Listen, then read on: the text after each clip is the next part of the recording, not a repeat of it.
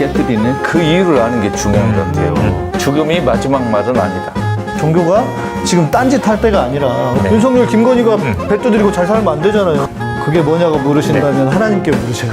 그 답은 어디서 오는 거예요? 동의의 네. 분노와 욕은 이 따끔한 일침이라고 생각하거든요. 아니 근거를 대야지 근거를. 되게 심각한 문제가 있는 거 아니에요? 저는 그 거짓말 같아요. 불교 좀 당혹하게 할 만한 주제 하나 찾아가지고 아무거나 해주세요.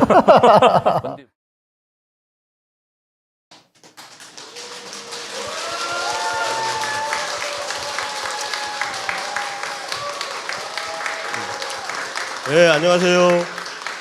저희 낱개족 두 번째 공개 방송 시작하겠습니다. 여기 앉아 계신 분들 소개는 생략하고, 네. 오늘은 여러분들하고 그냥 대화를 같이 토론을 하거나 아니면 질문을 주고받고 하는 시간을 가지려고 해요. 근데 제가 제목에는 코바디스 도미네라고 써놨는데 그게 무슨 뜻이에요? 제가 쓰긴 했는데. 뭘 그냥 쓰신 거예요? 그냥 좋은 쓴 말인 줄 거예요. 알고? 그냥 쓴 거예요. 네. 그 선생님이 더 잘하신 때가 문자 라틴어인데 한국에는 코바디스로 보통 번역이 음가가 되는데 정확한 말은 쿠오 바디스. 쿠오 어디로 바디스. 당신은 가십니까? 그래서 코바디스 만들고 쿠오 바디스. 그런데 하여튼 괜찮습니다. 그냥 레미제라블도 레미제라블인데 붙여서 하듯이 어디로 가십니까? 그러니까 우리 더 탐사 어디로 가십니까? 여러분 어디로 가십니까? 우리나라 어디로 가고 있습니까? 뭐 대개 이 정도로 하면 좋을 것 같습니다. 도미네는 네, 주여 하나님이에요. 네. 코바디스가 어디로 가십니까? 이거고 도미네는 하나님. 주님, 주인 그 뜻입니다. 꼭 예수를 가리킨다기보다 도미누스는 이제 라틴어로 주인, 이렇게 뭐 대통령, 뭐 어르신, 집안 어른 다 하는 거. 도미네이트, 그죠? 지배한다. 이거의 원래 그 어원인 거죠. 예, 하여튼 돔은 주인, 네. 뭐 성당의 둥근 지붕 다 주인을 가리키는 단어니까 하여튼 돔이 들어가면 일단 좋은 겁니다. 예. 거기서 한국말 돈이 나왔는지는 모르겠어요. 아무튼 뭐 제가 그 제목을 쓴 거는 어렸을 때 재밌게 본 영화이기 때문에. 네. 네. 그리고 지금 상황이 솔직히 이게 좀 탄식이 나오는 상황이잖아요. 이렇게 제가 어제도 길에서 여러분들 만나고 또 전국 집회니까 전국 각지에서 오신 분들이 반가워하시고 하는데 제가 강 기자님하고 둘이 그런 얘기를 했어요. 오셔서 막 악수하시고 뭐 허리를 잡아 돌리시는 분도 계시고 너무 이제 이 저희에 대해서 기대가 크신 것 같은 느낌. 근데 막상 저희는 그 짐을 어떻게 하다 보니까 짊어졌다는 느낌을 받는데 이거 도대체 우리는 뭘 해야 되지? 이게 저희 솔직한 심정이에요. 저희가 여태까지 해왔던 거는 뭐 취재하고 보도하고 이걸 해왔는데 저희가 매주 촛불 집회 나가고 그리고 지방에도 저희가 다니려고 하고 있는 게 뭐 지난주에는 광주에 다녀왔지만 적어도 이제 강 기자하고 저하고는 저희 몫을 해야겠다. 길바닥에서 여러분들하고 같이 해야 되겠다. 그래야 조금이라도 저희 마음의 짐이 덜어지겠다 하는 생각을 가지고 나가는 거거든요. 근데 그런 우리가 뭘 할 수 있을까? 얼마나 할 수 있을까? 이분들이 이렇게 많이 기대를 하시는데 여러분들이 갖는 기대가 사실은 만약에 돈으로 치면 한 분에 1,000원씩이라고 쳐요. 1,000원 뭐 있어도 그만 없어도 그만이고 1,000원씩만큼을 저희한테 주신다고 해도 저희한테 오는 부담은 1억이 와요. 1억이. 네, 그래서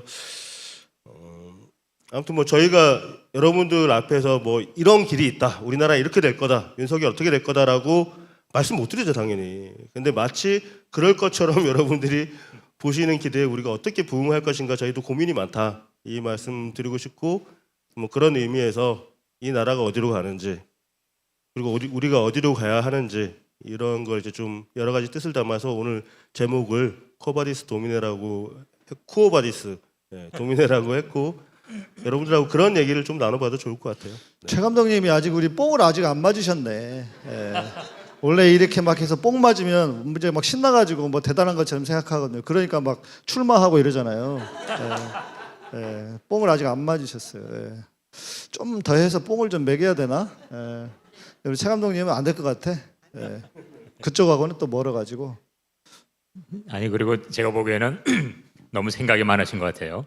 그냥 벌써 그렇게 시민들이 지지하고 뭐 어제도 제가 바로 뭐 이렇게 막 옆에서 봤는데 결국 지금까지 해온 그들 모습 때문에 그런 거 아니겠어요? 결국 앞으로나 똑같이 지금처럼 꾸준히 해주신다면 결국 그것이 이 나가야 할 길이고 방향 아닐까 이렇게 생각하거든요. 그래서 너무 생각 많이 하지 마시고 지금처럼 해오시는 대로 열심히 해주시면 됩니다. 네. 어제 저희가 제가 이제 박수할 때 계속 말을 하는 이유는 박수가 민망해가지고 빨리 끊으시라고. 어제 그 정리 방송을 하는데 이제 집회 마무리되고 나오시던 분들이 옆에 막 엄청 몰려 계셨어요. 주변에 계셔서 뭐 강진구 막 이러고 덧탐사 하시는데 그때가 되게 민망하거든요. 되게 민망한데 뒤를 이렇게 보니까 누가 이렇게 뒤에 툭툭 쳐가지고 뒤를 보니까 교수님이 계신 거예요. 교수님 저 좀 살려주세요. 이러고 서로 안타까운 눈빛으로. 아니 뭐 괜찮아요. 저는 요즘은 그냥 여러분들이 이렇게 인사해 주시고 사진 찍자고 하고 그러시면 그냥 저는 그냥 그렇게 살기로 했습니다. 그러니까 저는 사진 찍어도 되냐고 물어보면 저는 초상권이 없는 사람입니다. 언제든 찍으십시오. 이러고 있고 뭐 어쩌겠습니까? 뭐 또 그 우리 시민 한 분 한 분들의 마음이 그러신 것 같아요. 그러면서도 중요한 것은 어제도 제가 이제 마치고 이렇게 보니까 어묵이랑 번데기를 팔더라고요. 제가 또 그런 걸 되게 좋아하거든요. 그래서 제 아내를 같이 가고 있다가 먹고 가자 그랬더니 어떤 분이 그 뒤에 계시는데 저는 같이 파시는 분인 줄 알았어요. 그게 아니고 그분도 드셨는데 아, 양 목사님이시네요 이러면서 자기가 계산할 테니까 다 드시라고 그러면서 이제 막 먹고 있는데 하시는 말씀이 자기는 이렇게 나서지 못하고 나서서 말도 못하고 그러는데 너무너무 감사해서 그렇다고 그러시면서 근데 이제 제가 드린 말씀은 그거예요. 제가 늘 말씀드리지만 저는 이게 말로 먹고 사는 사람 아닙니까? 목사라. 그러니까 말하는 법을 좀 알고 뭐 그런 사람일 뿐인 거고 여러분처럼 한 분 한 분이 나오시지 않고 함께 하지 않으면 이게 무슨 일이 일어나겠습니까? 제가 한 5, 6년을 진짜 제가 아무리 떠들고 이야기를 해도 아무도 들어주지 아무도는 아니지만 정말 소수의 사람만 듣던 그런 시절이 있었어요. 그러다 보니까 저는 제가 이렇게 말을 할 때마다 들어주신 분이 계신다는 것만으로도 너무 감사한 일이고 또 그냥 역할이 다를 뿐인 거다. 저는 그냥 앞에 서서 이렇게 말을 하는 사람이고 여러분들은 비록 티도 안 나고 누군지도 모르지만 그런 한 분 한 분이 진정한 역사를 만드는 한 분 한 분들이 아닌가. 저는 늘 그런 생각을 가지고 오늘도 여기 지금은 잘 안 보이지만 조명을 꺼가지고 네, 여러분들 그래도 현장에 오신 분들이 먼저니까 네, 너무 감사드리고 정말 너무 존경스럽다고 늘 말씀드리고 싶습니다. 네, 고맙습니다.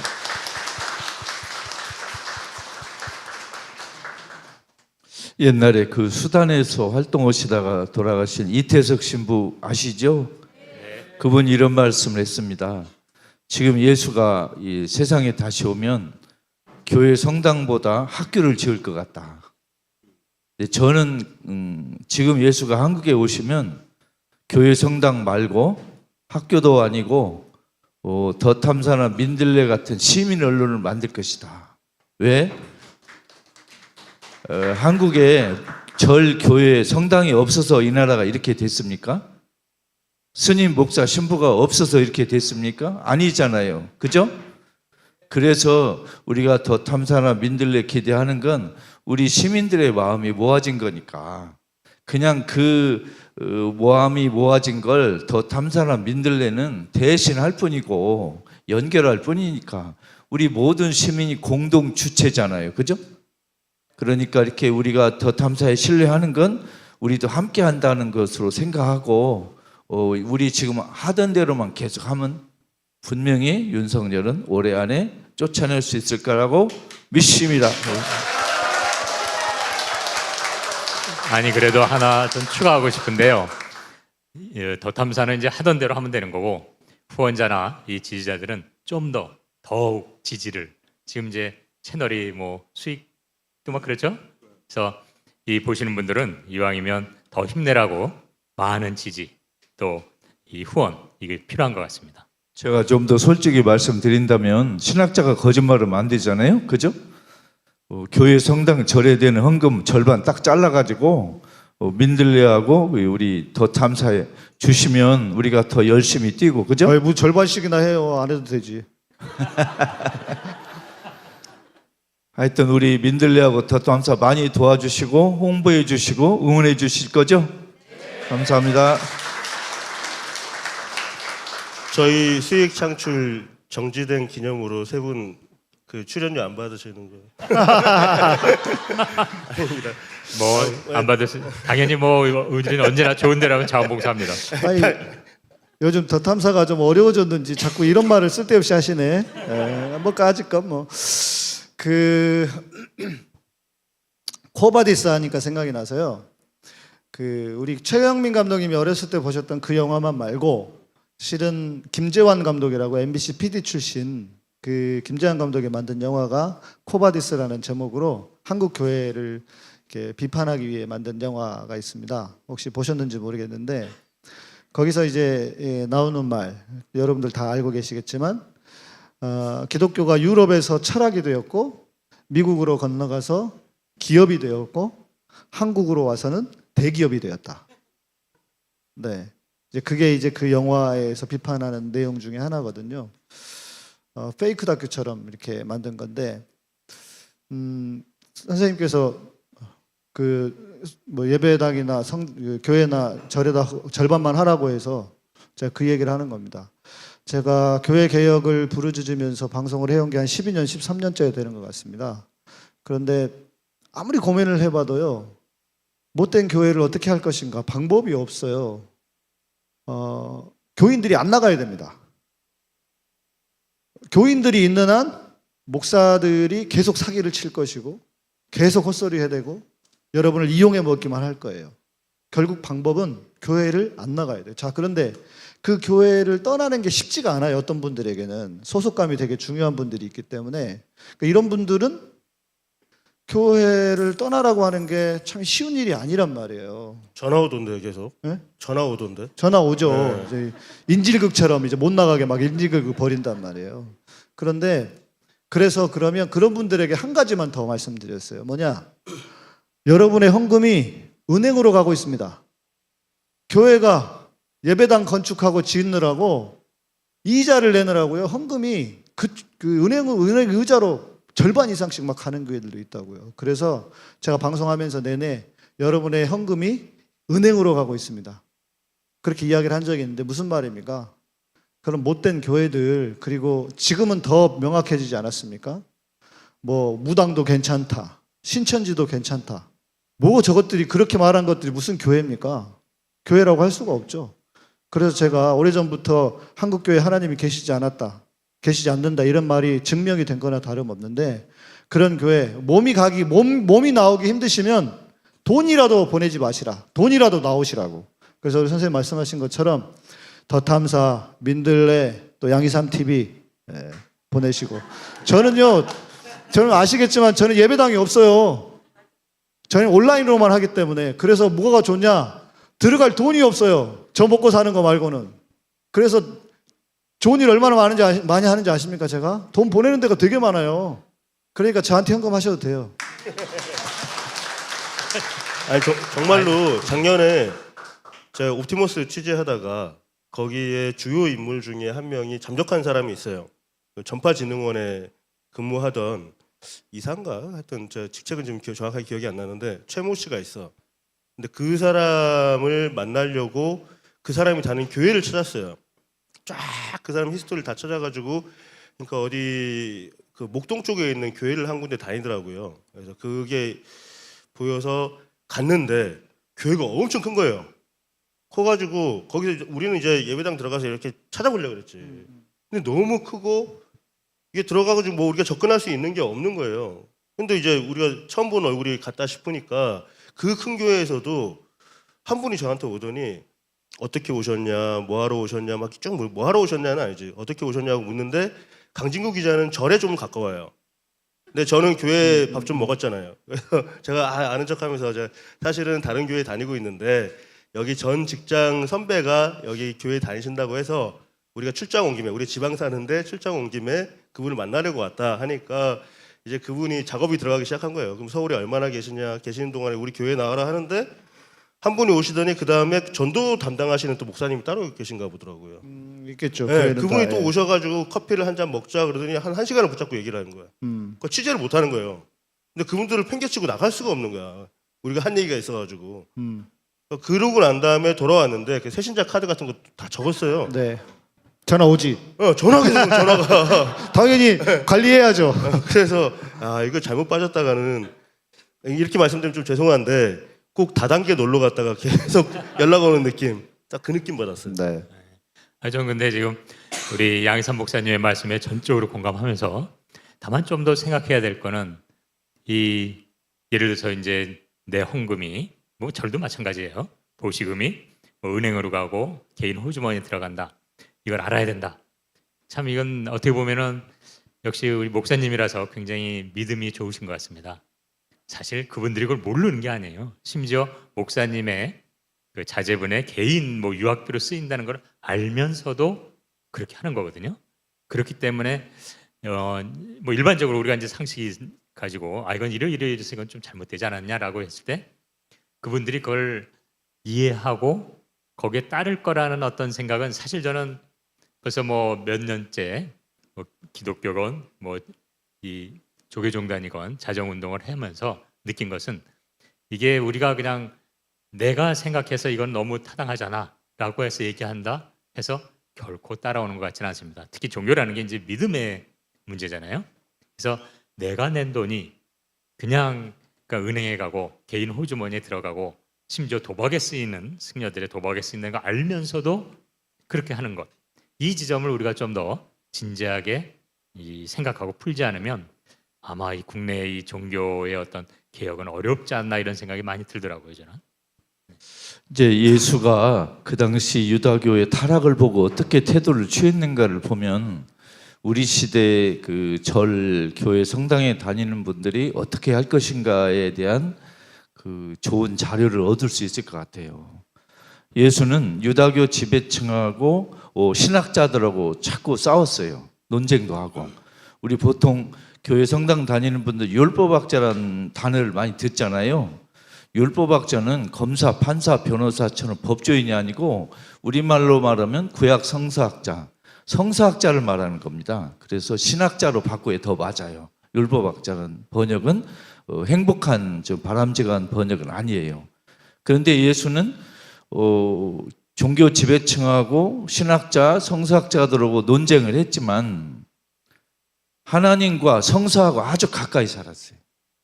그러니까 한쪽에서는 종교 지배층과 신학자들하고 논쟁을 하고 당신들이 그렇게 가르치면 안 된다 이렇게 논쟁을 했지만 한편으로는 또 성경을 가까이 연구하고 하나님과 대화를 했어요. 그러면 그게 우리가 취할 태도가 아닌가 싶어요. 그러니까 한편으로는 하나님과 예수 아주 가까이 하고 성경을 연구하고 가까이 하고 한편으로는 목사 신부들하고 논쟁도 하고 혼도 내고 또 성서학자들 신학자들하고 논쟁도 하고 그리고 한 가지 더 보탠다면 스님 목사 신부들은 좀 작전상 굶겨야 돼요. 돈을 주면 안 돼요. 그러니까 헌금으로 응징을 하는 거예요. 너희들 정신 좀 차려. 나 헌금 안 내. 너희들 정신 차릴 때까지 내 헌금 안 낼 거야. 예를 들면 가톨릭에서 교황 선거할 때 교황이 나올 때까지 밥을 별로 안 주거든요. 콘클라베라고 하잖아요. 밥만 주고 꼼짝 못하게 하듯이 스님 목사 신부들은 밥만 주고 꼼짝 못하게 만들어 놔야 돼요. 그래야 정신 차려요. 예. 저도 그래요. 아니 우리가 물건 하나 살 때도 굉장히 꼼꼼하게 따지잖아요. 저는 뭐 이렇게 장비 하나 사거나 하면은 거의 한 달을 공부하거든요. 거의 거기 전문가 정도 되고 난 다음에 그걸 사요. 그런데 종교에는 안 따지는 것 같아. 이게 아니 저 사람이 파는 말씀이든 서비스든 뭐든 간에 그걸 판정을 해서 나한테 이롭구나 아니면 적어도 딴 사람에게라도 이로운 일을 하는구나라고 판단을 하고 돈을 줘야 될 거 아니에요. 근데 이거는 무슨 저희 교회 오래 다녀봤지만 맡겨놓은 것처럼 군단 말이에요. 야, 맞춰놓은 거 가져와. 얼른 가져와. 너 이번에 얼마 벌었어? 야, 10분의 1 때? 이렇게 하는 게 저는 거기에 너무 쉽게 사람들이 주머니를 벌린다는 게 저는 이해가 잘 안 가요, 사실은. 지금 감독님은 이해가 안 되지만 실은요 교인들은 그러려고 교회 다니는 거 아니에요? 그냥 생각하기 싫고 고민하기 싫고 저는 이제 제가 실은 이제 군목 생활을 한 9년 하고요. 제대를 하고 이제 제가 뭔가 사역을 하면 와 저는 사람들이 저한테 막 미친 듯이 환호할 줄 알았어요. 왜냐? 제대로 된 복음을 전하니까. 그래야 정상 아닙니까? 사람들이 오야 세상에 저런 양희삼 목사 같은 사람이 있어 이럴 줄 알았어요. 그런데 거꾸로예요. 바른 말을 하잖아요. 그리고 설교도 자꾸 생각을 하게 만들어주잖아요. 힘들어해요. 힘듭니다. 그래서 첫 번째, 두 번째, 세 번째 해서 딱 결론까지 내줘야 사람들은 그런 설교를 너무 좋아해요. 왜? 아니 내가 세상 살기도 힘들어 죽겠는데 교회 가서도 내가 생각하고 고민해야 돼? 정치 싫어하는 사람들의 논리와 비슷한 거예요. 그러면 무슨 일이 벌어집니까? 제가 계속 이야기하지만 한국 교회가 대한민국을 망쳤다. 저의 이 문제 제기에 목사들이 저에게 좀 아니라고 말하는 목사들이 좀 나타났으면 좋겠어요. 한번 이야기 좀 해보고 싶어요. 생각하지 않게 만들고 사고하지 않게 만들고 합리적인 비판도 하지 못하게 만들고 교회에서 제일 많이 듣는 이야기가 뭡니까? 비판하지 말라 아닙니까? 그래서 지금 이런 썩어빠진 대한민국의 그 핵심과 밑바닥에 한국교회가 있단 말이에요. 그래서 극우의 앞장을 서는 한국교회. 장사가 안 되는 거예요. 그래서 저 같은 사람이.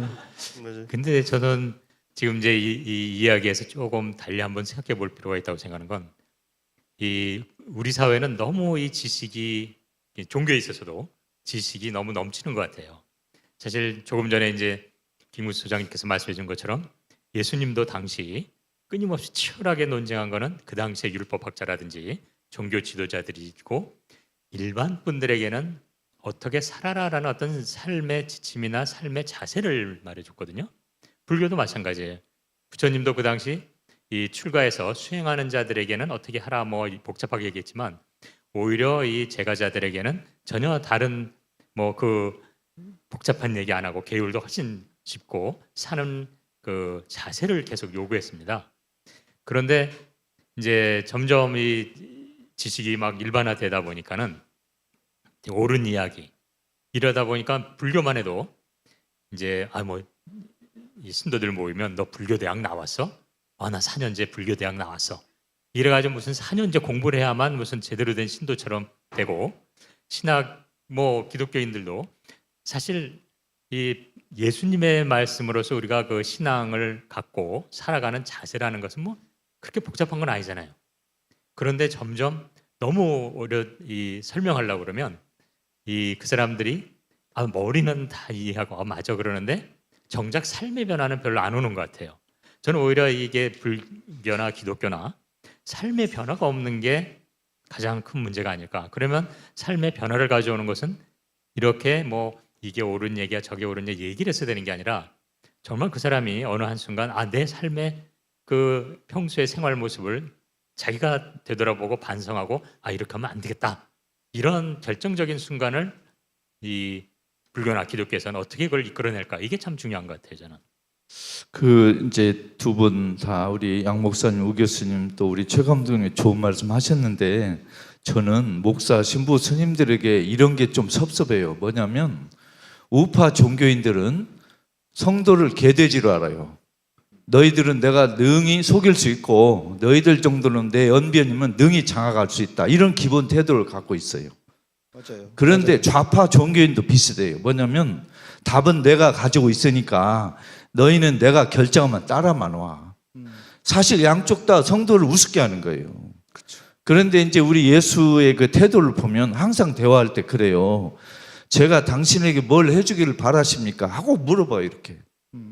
근데 우리는 좌파든 우파든 종교든 답을 갖고 있고 우리 성도는 문제를 갖고 있는 걸 오해를 하는 거예요.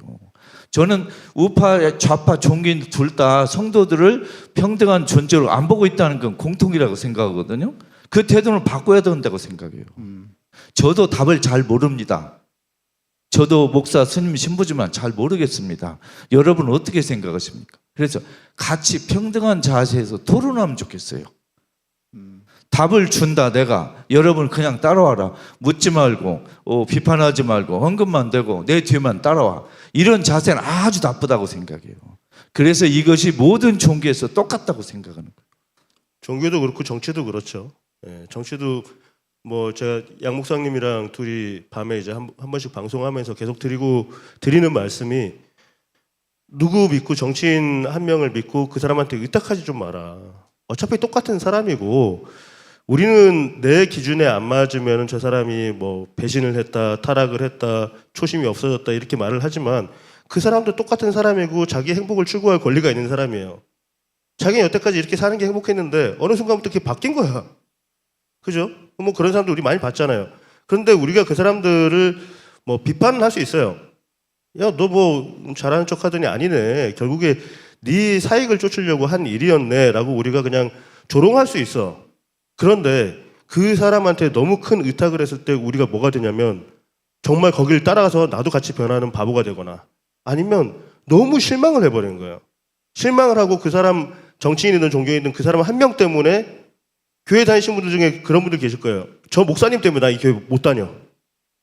그 딴 교회 가거나 딴 교회 가면 그나마 다행이지. 그게 아니라 아예 신앙을 저버리는 경우도 생겨요. 저 어렸을 때 교회 다녔을 때 제일 배웠던 게 뭐냐면 교회에서 사람을 보지 마라. 왜? 여기는 사람들이 있는 곳이니까. 교회는 사람들이 있는 곳이니까 여기서는 인간이 만들어낼 수 있는 모든 문제가 여기 생긴다. 그러니까 거기에 상처받거나 거기 기대하지 마라라는 말을 배웠는데 지금도 비슷해요. 정치에 대해서도 우리가 누군가 특정 인물에 대해서 너무 기대하는 만큼의 그만큼의 이제 실패도 겪게 되네요. 그리고 그 사람이 잘못됐을 때 마치 내가 잘못되는 것 마냥. 저 어렸을 때는 무슨 똑순이 이런 드라마 보고 거기 주인공 죽었다고 같이 죽는 할머니도 계시고 깜짝 놀래가지고 그랬다고 하는데 지금 보면 얼마나 웃겨요. 드라마 보고.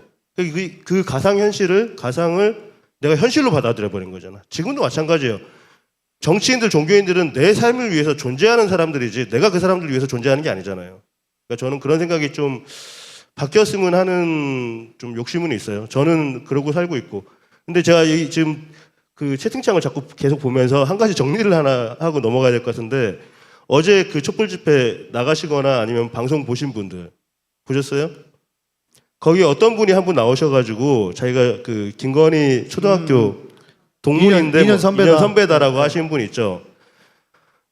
저는 솔직히 거기서 연설을 잘 못 들어요. 멀리 좀 떨어져 있기도 하고 저희 방송을 하느라 잘 못 듣는데 그분을 또 소개를 시켜 주셔가지고 만나서 중간에 인터뷰를 했어요.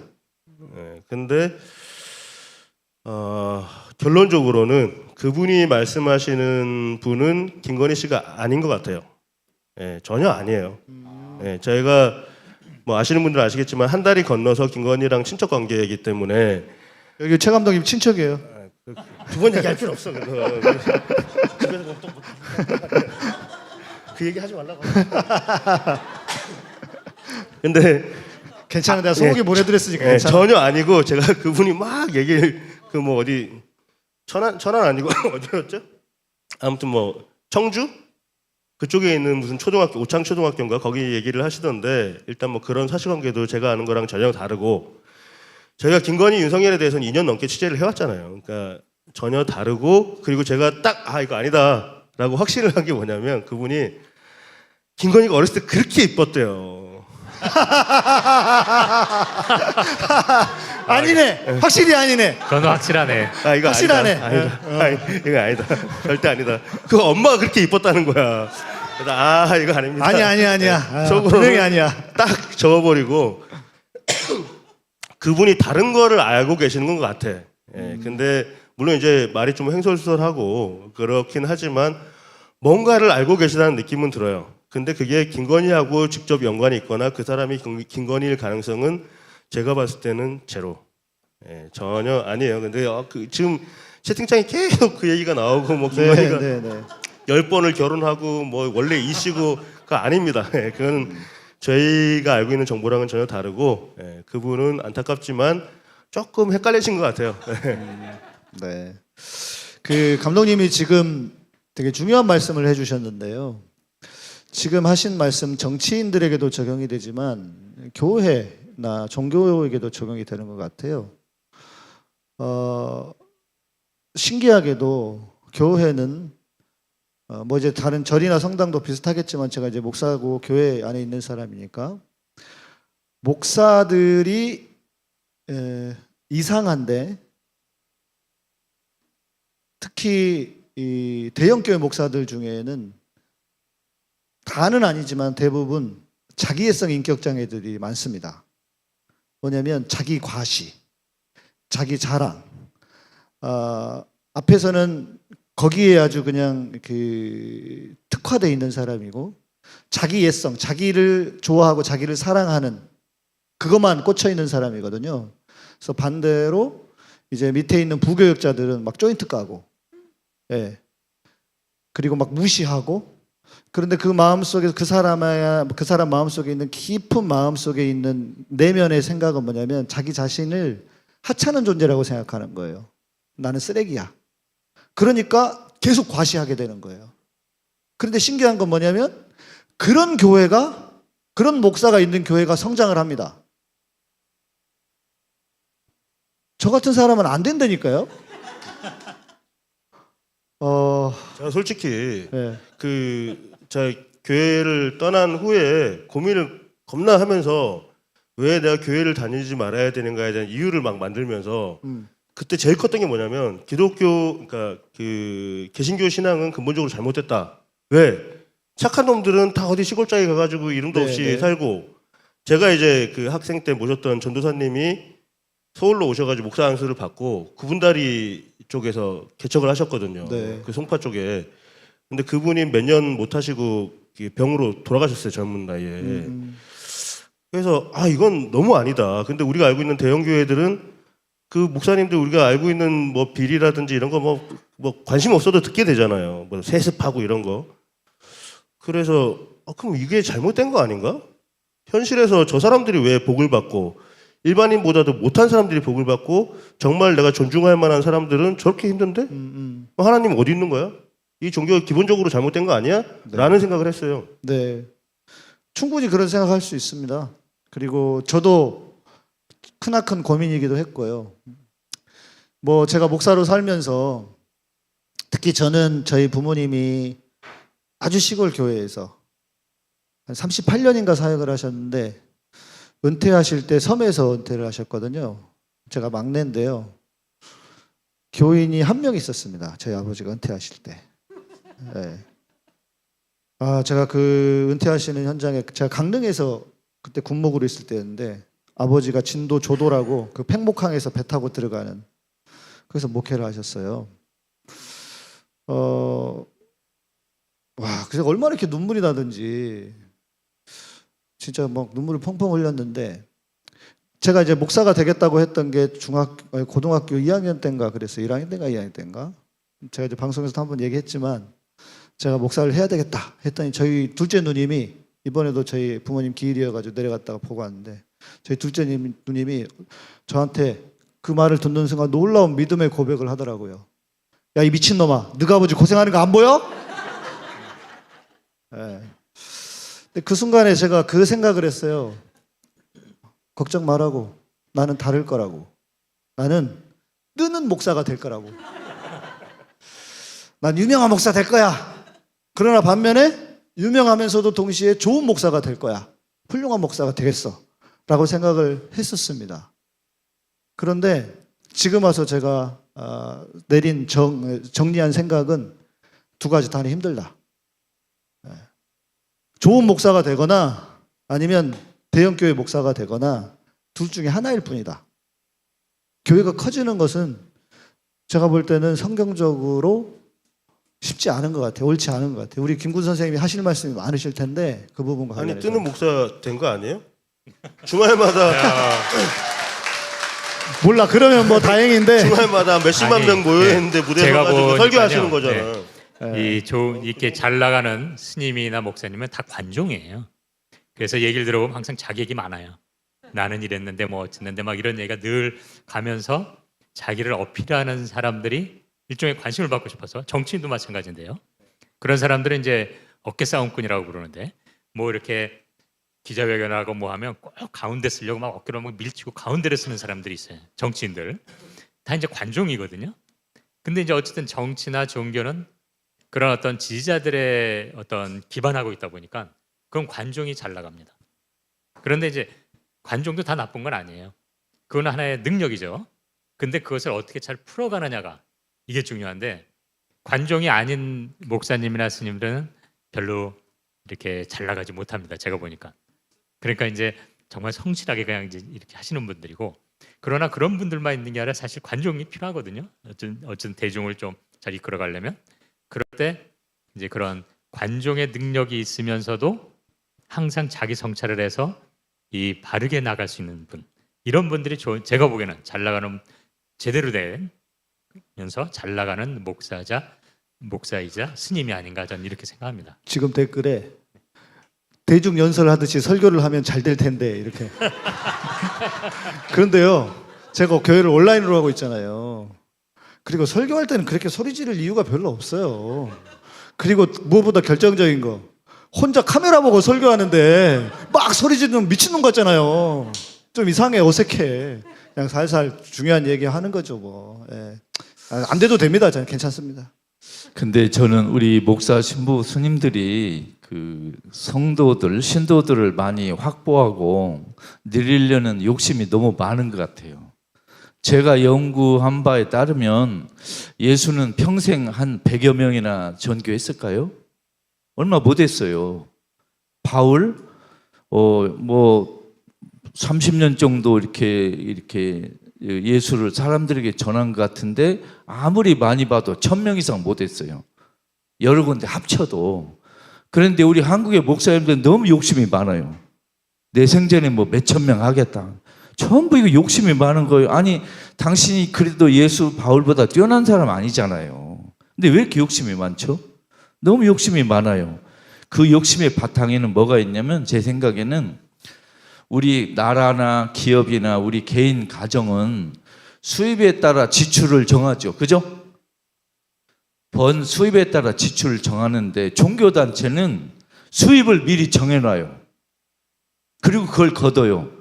그리고 그거에 준해서 지출을 하잖아요. 아주 나쁜 짓이에요, 이거요. 돈이 들어오면 거기에 맞춰 살면 돼요. 그런데 이미 거대아들 돈을 정해놓고 배분을 해요. 그리고 막 돈을 내라고 이렇게 촉구를 해요. 이거 아주 나쁜 짓이에요. 그래서 만일 예수 바울이 정말로 이렇게 전하는데 그렇게 많은 분을 하지 못했다는 걸 안다면, 우리 목사 신부님들이 그렇게 욕심 부리지 않을 것 같아요. 정말 저는 이런 생각을 해요. 저도 뭐 이렇게 책을 쓰고 연구를 하지만, 저 때문에 예수를 알게 되는 사람이 생전에 제 평생 10명만 돼도 저는 너무 감지덕지일 것 같아요. 저 때문에 10명만 예수를 알고 가까이 하려고 마음먹으면 저는 제 인생 정말 이거 성공했다고 생각해요. 저는 그렇게 생각해요. 다행이네요. 저는 10명은 좀 많은, 10명보다는 많은 것 같아서. 프로잖아, 프로. 네? 프로잖아. 제가 이제 목사니까 친구들 이렇게 만나지 않습니까? 뭐 요즘은 잘 안 만납니다. 제가 이제 다 왕따 시키기 때문에 잘 안 만나는데, 이제 만나면 무슨 얘기를 하냐면 편하게 얘기를 하죠. 목사들끼리니까. 무슨 얘기 먼저 하겠습니까? 야, 너네 교인 요즘 몇 명이나 모이냐? 당연한 얘기예요. 목사들끼리는 편한 얘기니까. 그리고 뭐 야, 건축은 언제 하고 뭐 잘 됐어? 뭐 이런 얘기해요. 실은 뭐 그런 얘기만 하는 것 같아서 제가 짜증나서 동기들도 안 만나고 얘기하면 안 되는데 그랬었는데, 저는 결국 그거 같아요. 자기 과시. 내 밑에 이 정도 교인들이 있어. 자기 세를 과시하고 싶은 욕망. 그게 뭐라고? 저는 그거인 것 같아요. 이제 목사로서의 어떤 마음을 보면 현실적인 돈에 대한 문제 당연한 것이고, 그래서 이런 생각을 해봅니다. 교회가 소위 말하는 대형 교회가 교회의 본질일까? 정말 예수님처럼 사역을 하면 교회가 커질 수 있을까? 말씀드렸지만 저의 답은 노예요. 제가 이것도 해보고 저것도 하면서 같이 해보려고 했는데 안 되는구나. 한 가지만 해야 되는구나. 교회 본질을 추구하거나 세속의 길을 따라서 대형 교회를 목표로 하거나 그러면 수많은 사람들을 희생을 시키겠죠. 그래서 저는 실은 제가 예배당을 정리한 이유도 거기 있습니다. 나는 내가 그런 교회를 목표로 하지 않겠다 하는 그 이유 때문에도 제가 정리를 한 것도 있는데요. 그러니까 교회가 작다고 해서 물론 작은 교회가 그럼 다 훌륭하냐, 작은 교회 목사님이 다 훌륭하냐, 또 그렇지도 않죠. 예, 또 거기엔 또 그만큼의 이유가 있을 것이고, 또 반면에 한쪽으로는 제가 항상 후배들에게도 하는 이야기 많지도 않지만 자기 실력 키워야 한다. 목사가 설교도 잘하고 목사로서 사역을 잘 해야지. 그러면 커질 수 있겠죠. 그러나 그것이 무조건 대형 교회를 지향하고 대형 교회가 되었다고 해서 그 교회가 훌륭하냐? 전 그렇게 생각하지 않아요. 교회 목사가 훌륭하면 훌륭할수록 교회는 작아질 수밖에 없다. 왜냐하면 제가 늘 이런 얘기 합니다. 정치하고 목사의 사역은 달라요. 뭐냐면 정치는 그 메커니즘 자체가 나를 지지하지 않는 사람을 끌어와야 이기는 게임입니다. 그렇죠? 선거라는 게 그런 거 아닙니까? 그러다 보니까 뭘 해요? 정치는 속에 없는 이야기도 계속 해야 되고 아닌 척하면서 장제원 같은 사람 막 만나면서 존경하는 의원님 하면 이렇게 해야 될 거 아니에요. 그게 정치입니다. 그리고 또 자기의 속 생각을 숨겨서라도 어떻게든 끌고 와야 돼요. 중도에 있는 사람들 소위 말하는 중도인지 아닌지 모르겠지만 그러나 목사는 아니죠. 내가 깨달은 복음, 이것이 성경이 말하고 있는 진리의 복음이야 라고 말을 하고 가르치고 선포를 하면요, 사람들이 따르기도 하지만 찔려서 도망가는 사람들도 있습니다. 부자 청년이 예수님께 왔거든요. 예수님 뭐라고 합니까? 네 가진 재산 다 팔아. 그리고 나를 따라와. 어떻게 됐어요? 근심하며 가니라. 이렇게 돼요. 이게 목사의 길입니다. 자기가 생각하는 것, 옳다고 생각하는 것을 선포하는 게 목사의 길이에요. 그래서 본질적으로 정치와 사역은 다릅니다. 그러니까 목사의 사역은 그렇게 대단한 환호를 받지 않아도 돼요. 저는 그게 목사의 길이라고 생각해요. 이것이 목사의 사역의 길이고. 그래서 저는 제가 옳다고 생각하고 제가 깨달은 성경, 내가 성경을 통해서 만난 주님, 성경 읽어보니까 과부와 나그네와 고아를 돌보라. 그 예수님께로 오셔서는 예수님은 낮은 자를 위해서 섬기셨고 기득권자들에게 아양 떨지 않았고 그들과 싸웠고 그게 목사 신앙인의 길이에요. 그게 목사의 길이라고 생각하기 때문에 하고 있는 겁니다. 뭐 이러다 망하면 어떻습니까? 예수 믿으면 다 천국 간다며. 망해봤자 천국이지 뭐. 그렇잖아요. 뭐 이렇게 말들이 많아 목사들이. 저는 오히려 그렇지만 제대로 된 정치인과 종교인은 본질적으로 같다고 저는 생각하는 입장인데요. 왜냐하면은 이 정치인이 이 자기와 입장이 다른 사람들 다 포용하고 가서 이렇게 하는 게 개인의 사익을 위한 거라면 지금처럼 그건 정말 그 야변 꾼에 불과하죠. 그러나 정말 자기가 공공적 가치를 가지고 정치를 하겠다. 우리 사회 바른 이 문화와 구조를 만들겠다. 그러기 위해서는 구성원을 함께 끌고 가야 되겠다.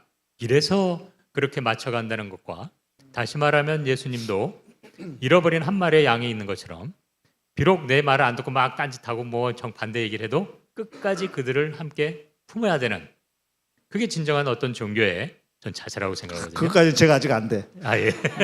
나는 내 욕하는 놈들 내가 욕해주고 말지 나는 사랑은 못 하겠어. 네.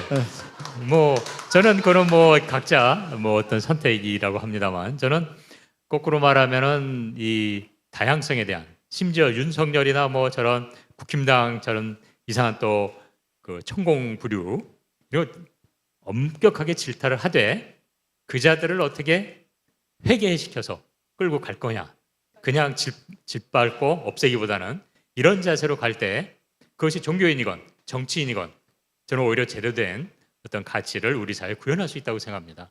그런 의미에서는 저는 한 마리 잃어버린 양을 위해서라도 끝까지 가는 이런 마음이 과연 이 우리들에게 있는가, 이런 것은 좀 생각해 볼 필요가 있다, 이런 생각하고 있습니다.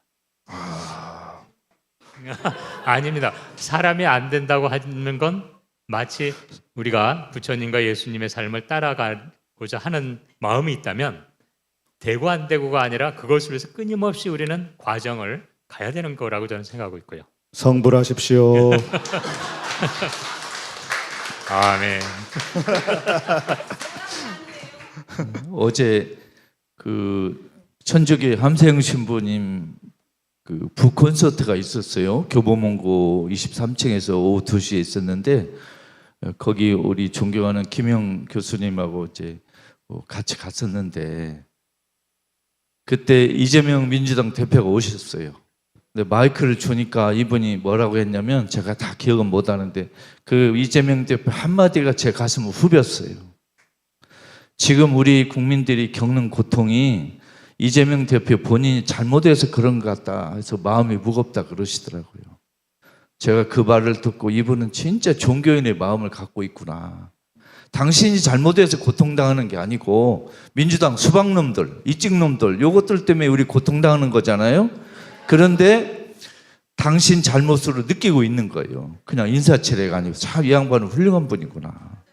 그런 걸 어제 느꼈습니다. 아마 저희가 아까 제가 말씀드린 1,000원씩 낸 게 저희한테는 1억이 된다는 게 아마 이재명 대표님한테는 한 조 단위로 갈 거예요. 네. 오늘 여러분들 말씀을 좀 듣는 시간인데 우리가 저희는 모여 있으면 맨날 얘기 몇 시간씩 해요. 그러니까 그래요. 밤새 들어갈 수도 있어요. 안 끊겨요. 그러니까 여러분들 말씀하시고 싶은 거, 말씀하시죠. 예, 교수님 여기 마이크. 네, 마이크. 교수님 여기 올라오셔가지고 말씀하셔도 되는데. 오늘 더탐사에 와서 낙교종 방청을 하게 돼서 아주 기쁘게 생각하는데 오늘 첫 번째 제가 여기 오늘 때 마음은 지난번에 이 더탐사가 경찰에 침탈을 당해서 우리 강진구 대표 기자하고 제 감독님께서 고생을 하고 또 여기 서포터즈들이 남의 일이 아니고 내 일이구나 해서 뛰어오고 그럴 때 제가 집에서는 저는 손가락 전투를 했는데 그때 민들레의 칼럼을 쓰기 위해서 집에서 작업을 하고 여기 안 사람하고 친구분은 여기 서울에서 뛰어와가지고 막았습니다. 그런데 그때 민들레 칼럼의 제목이 명령의 과잉과 압수수색 전성시대였어요. 그래서 그 칼럼은 두 분을 비롯한 이 더탐사 용기 있는 민주언론인들에 대한 저의 적극적인 지지이고 방어의 논리이기도 했습니다. 그런데 아까 최강훈님께서 이런 말씀을 하셨어요.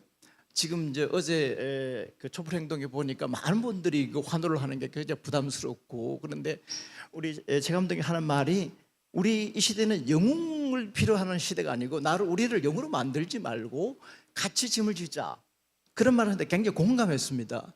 맹자에 보면 여민동락 백성과 더불어서 같이 즐거워하고 여민동고 백성들과 같이 괴로움을 나눈다는 말인 것처럼 이 시대의 짐을 어떤 특정 개인이나 어떤 단체 조직에 맡기기엔 너무나 부담스럽고 또 그 조직이 또 아까 엘리티즘에 빠져서 잘못 갈 수도 있기 때문에 모든 짐을 같이 나눠주고 책임을 지는 그것이 민주시민의 도리고 우리 노무현 대통령께서 민주주의라는 것은 개인 시민들의 조직된 힘으로 유지된다는 말씀을 하셨거든요.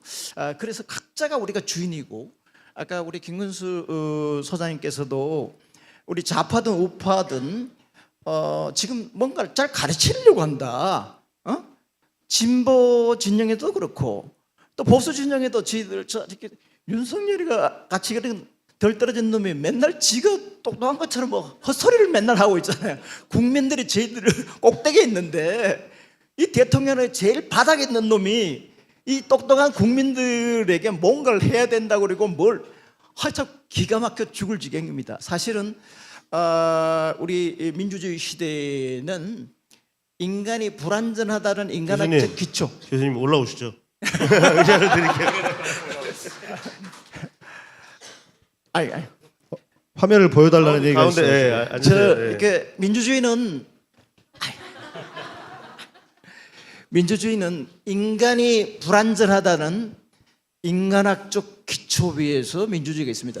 누구나 다 불완전하기 때문에 그 한 사람이 절대적인 능력을 갖고 있는 사람이 카리스마를 가지고 명령하는 게 민주주의가 아니라 우리가 모두 불완전하기 때문에 공동의 공동 집합, 공동 분모 이거를 모아서 거기에 따라서 합의에 따라서 정치를 하고 사회를 경영해 가는 것이 민주주의의 원칙이기 때문에 지금 우리 더 탐사나 민들레가 지금 하고 있는 이 용기 있는 시민 언론 운동 이것이 참 지지를 많이 받고 있고 각광을 받고 있지만 이분들에게만 그 짐을 주지 말고 지난번에 우리 침탈을 당했을 때 여기 계시는 분들이 멀리서 가까이서 직접 와가지고 막 막아내고 그게 아마 큰 힘일 겁니다. 아마 경찰들도 검찰들도 함부로 하지 않는 이유가 시민들에게 막강한 지지라든지 이런 것들을 보고 약간 놀라기도 하고 창피하기도 하고 그랬을 겁니다. 우리 함께 우리 저 신영목 선생이 그렇게 했잖아요. 어려운 길도 함께 가면 힘들지 않다. 그러니까 당당할 필요가 있어. 지금 나는 굉장히 희망적이라고 생각해요. 지금 조동동을 비롯한 기존 레거시 미디어 시대가 지고 있습니다. 종이신문은 이제 갔고요. 조선일보는 끝났습니다. 그리고 지금 새로운 시민 언론이 이번에 오세훈을 비롯한 그 서울시 떨거지들이 김어준 이 쫓아냈지만 시작하자마자 100만이 돌파되고 실시간 20만이 돌파했어요. 그래서 지금 오늘 또 보니까 우리 더 탐사도 꽤 올라갔죠? 우리 최 감독님 몇 명 정도 됐습니까? 지금 49만 6천 명. 49만 됐네. 와, 박수 한번 칩시다. 저 50만 됩니다. 그리고 김어준 뉴스공장이 100만 돌파했는데 우리도 곧 60만, 70만 가서 아마 주류 언론으로 지금은 떠오른 언론이지만 이 시대가 전체 시대가 인쇄매체 시대로 전자문명 시대로 바뀌어가고 있기 때문에 큰 흐름이 패러다임의 전환을 가지고 있습니다. 그래서 용기 있게 나갈 수 있도록 지지하고 우리 함께 나간다면 무서울 게 없지 않을까 이런 생각을 가지게 됩니다. 네. 그 교수님께서 말씀해 주셔서 뭐 저도 실은 나름 뭐 가방끈이 긴 편은 아니지만 왜냐하면 신대원 목사 안수를 받을 수 있는 자격이 신대원을 졸업하는 것이어서 거기까지밖에 안 했어요. 왜냐면 내가 뭐 교수할 생각이 없었기 때문에 저는 더 공부할 필요 없겠다 해서 또 목사의 사역이라고 하는 것이 삶이고 현장이지 뭐 그런 이유 때문에 그러나 뭐 총신대 졸업했고 또 공군 군목 출신이고 뭐 그렇게 따지면 저도 엘리트라고 하면 엘리트 중에 한 명일 수도 있습니다. 그러나 현대 철학자 중에 레비나스라고 하는 사람이 이런 이야기를 했다고 합니다. 우리 사회뿐만이 아닙니다. 세계적으로 사회의 적은 엘리트들이다. 왜냐하면 엘리트들이 솔직히 세상에다 해놓은 게 뭐가 있습니까? 자기 거를 채우고 자기의 위치, 지위를 지키고 그러는 거 외에는 별로 없어요. 우리 사회도 결국 그거 아닙니까? 그래서 제가 어제도 공부를 잘하는 쓰레기들이 대한민국을 망쳐놨다고요. 지금 맞는 말씀 아닙니까? 윤석열 같은 공부는 잘 했는지 모르겠는데 그리고 저의 생각을 제가 굳히게 된 계기가 있습니다. 물론 예수님이 그 누구 뭐 엘리트들하고 놀지 않은 사실은 분명한 것이고, 제가 지난 서초동 집회 때 우리 갑자기 막 많은 분들이 모인 때가 있었잖아요. 그때 서초동 사거리에 그 나무 있는 거 아시죠? 그 나무 거기 안 보이니까 올라가 가지고 있었는데 위에 올라가니까 다 보이더라고요. 그래서 이 주변을 좀 봤어요. 그런데 세상에 그 서초동 한복판에 강남이나 서초동에서 온 사람처럼 보이는 분이 없었어요. 다 그냥 잠바 입고 정말 우리 일반 서민들. 제가 그걸 딱 보는 순간 정말 눈물이 나더라고요. 세상을 엘리트들이 바꾸고 있는 놈들이 똑똑한 놈들이 바꾼다고? 웃기는 소리 하지 마라. 세상은 이런 정말 일반 민중들이 서민들이 대중들이 바꾸는 것이다. 그래서 나는 언제든 내가 이런 서민들의 편에 서는 그런 사람이 되겠다. 그런 목사가 되겠다. 제 스스로도 다짐을 다시 했습니다. 저는 그런 차원에서 아까 우리 김구 선생님도 말씀하셨지만 진보도 마찬가지인 것 같아요. 왜 이렇게 시민들을 가르치려고 해요? 이미 시민들은 옳은 길을 계속 선택해 왔습니다.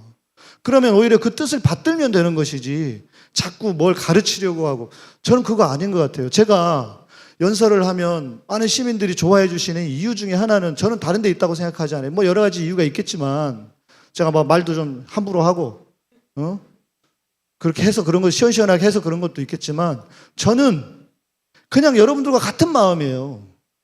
나도 시민 중에 한 명이라고 그냥 그렇게 생각하고 그냥 말할 뿐인 거예요.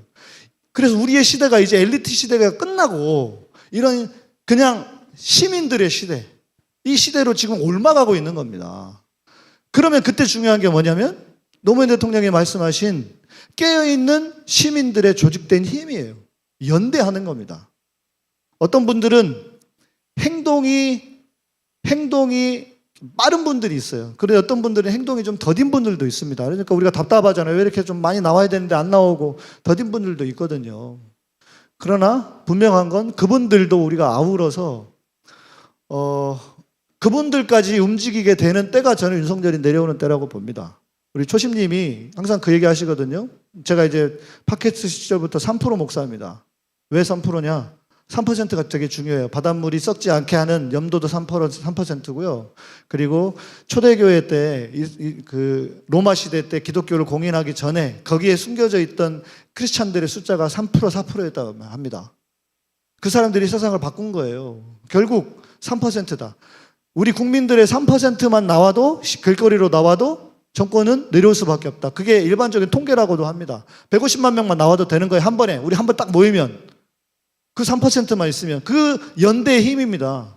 무슨 엘리트들이, 민주당이 세상 바꿔줄 것 같습니까? 보니까 아니더라고요. 그럴 줄 알았는데. 한 번 당했으면 되지. 또 당하면 우리가 바보지. 결국 우리들이, 시민들이 나서서 세상을 함께 연대의 힘으로 바꾸는 거. 저는 이게 진정한 이 시대의 우리의 길이라고 생각합니다. 저도 또 하나 그 지점에서 말씀드리면은 이 엘리트 팔레토 법칙이라는 게 아마 다 아실 거예요. 이제 대부분 보면 상위 몇 퍼센트가 열심히 일하고 밑에 애들은 탱탱 놀고, 탱탱 노는 애들을 다시 따로 모아놓으면 그 안에 또 위에 20%는 열심히 하고 뭐 이런 게 있거든요. 그래서 엘리트라는 것은 지금 우리 사회에서는 정말 엘리트주의가 굉장히 병폐인 건 분명한데, 엘리트를 배격하기보다는 엘리트를 수단으로 쓸 수 있어야 돼요, 우리가. 그리고 우리가 이제 이런 우리의 뜻을 같이 하는 진영에서는 정말 뭐 김어준이나 더 탐사나 당연히 우리의 지지를 받고 하지만, 저쪽 태극기 쪽에도 그만한 지지를 받는 또 유튜버나 이런 것들도 있거든요. 그렇다면 우리는 지금 우리의 생각 자체를 너무 이렇게 대립적으로 내 측만 이렇게 생각한다면 사실은 이 갈등 구조를 해결할 길이 없습니다. 거꾸로 말하면 조국도 엘리트거든요. 여러분 뭐 저도 좋아합니다만 조국 교수도. 그러니까 엘리트가 오히려 기득권이 돼서 그들이 이 많은 사람을 좌지우지하는 게 잘못된 것이지, 엘리트는 어느 사회나 이 계급 사회에서 인류가 사회에서 늘 있었습니다. 근데 그것에 기득권을 주지 말고 우리가 그 기득권을 오히려 그 구조를 바꿔서 우리가 엘리트의 주인이 될 수 있는 것, 이게 진정한 민주주의거든요. 그 점에 대해서 우리는 좀 더 생각하고, 네. 이렇게 훌륭한 엘리트도 있으십니다.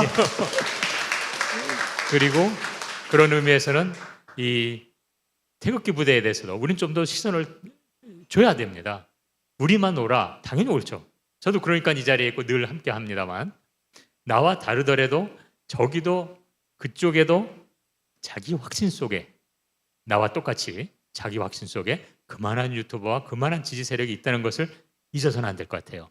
그렇다면 당연히 우리는 그러한 지점에서 여기에 후원하고 여기 지지하지만 항상 여기만 오라라고 말했을 적에는 이 해법이 없다는 것. 그랬을 적에 늘 지기지피라는 말이 있잖아요. 항상 시선은 저쪽을 향하는 것도 중요한 것 같습니다. 네. 아까 교수님 김영 교수님 말씀하신 내용 중에 스치듯이 말씀하셨는데 시민 언론 운동이라고 말씀하신 부분이 저는 이게 정확한 표현이겠구나.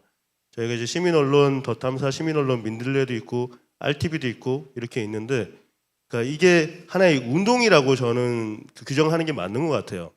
저희가 지금 뭐 이 댓글창에도 계속 올라오고 있지만 뭐 김어준 뉴스공장이 100만을 며칠 만에 이제 돌파를 했는데 왜 덧탐사는 뭐 40만밖에 아직 못 되고 있냐 이런 말씀하시는데 저는 그 반대로 생각하거든요.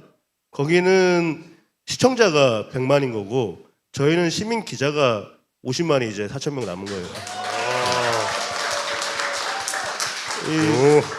지금 제가 이제 그냥 빈말이 아니라 어제도 전국 각지에서 저희 시민 기자분 10분이 올라오셨어요. 이제 어떤 프로젝트를 저희가 하나 마련을 해놓고 이거를 같이 하실 분을 저희 텔레그램 단톡방에서 모집을 했거든요. 사실은 그분들이 먼저 나서셨어요.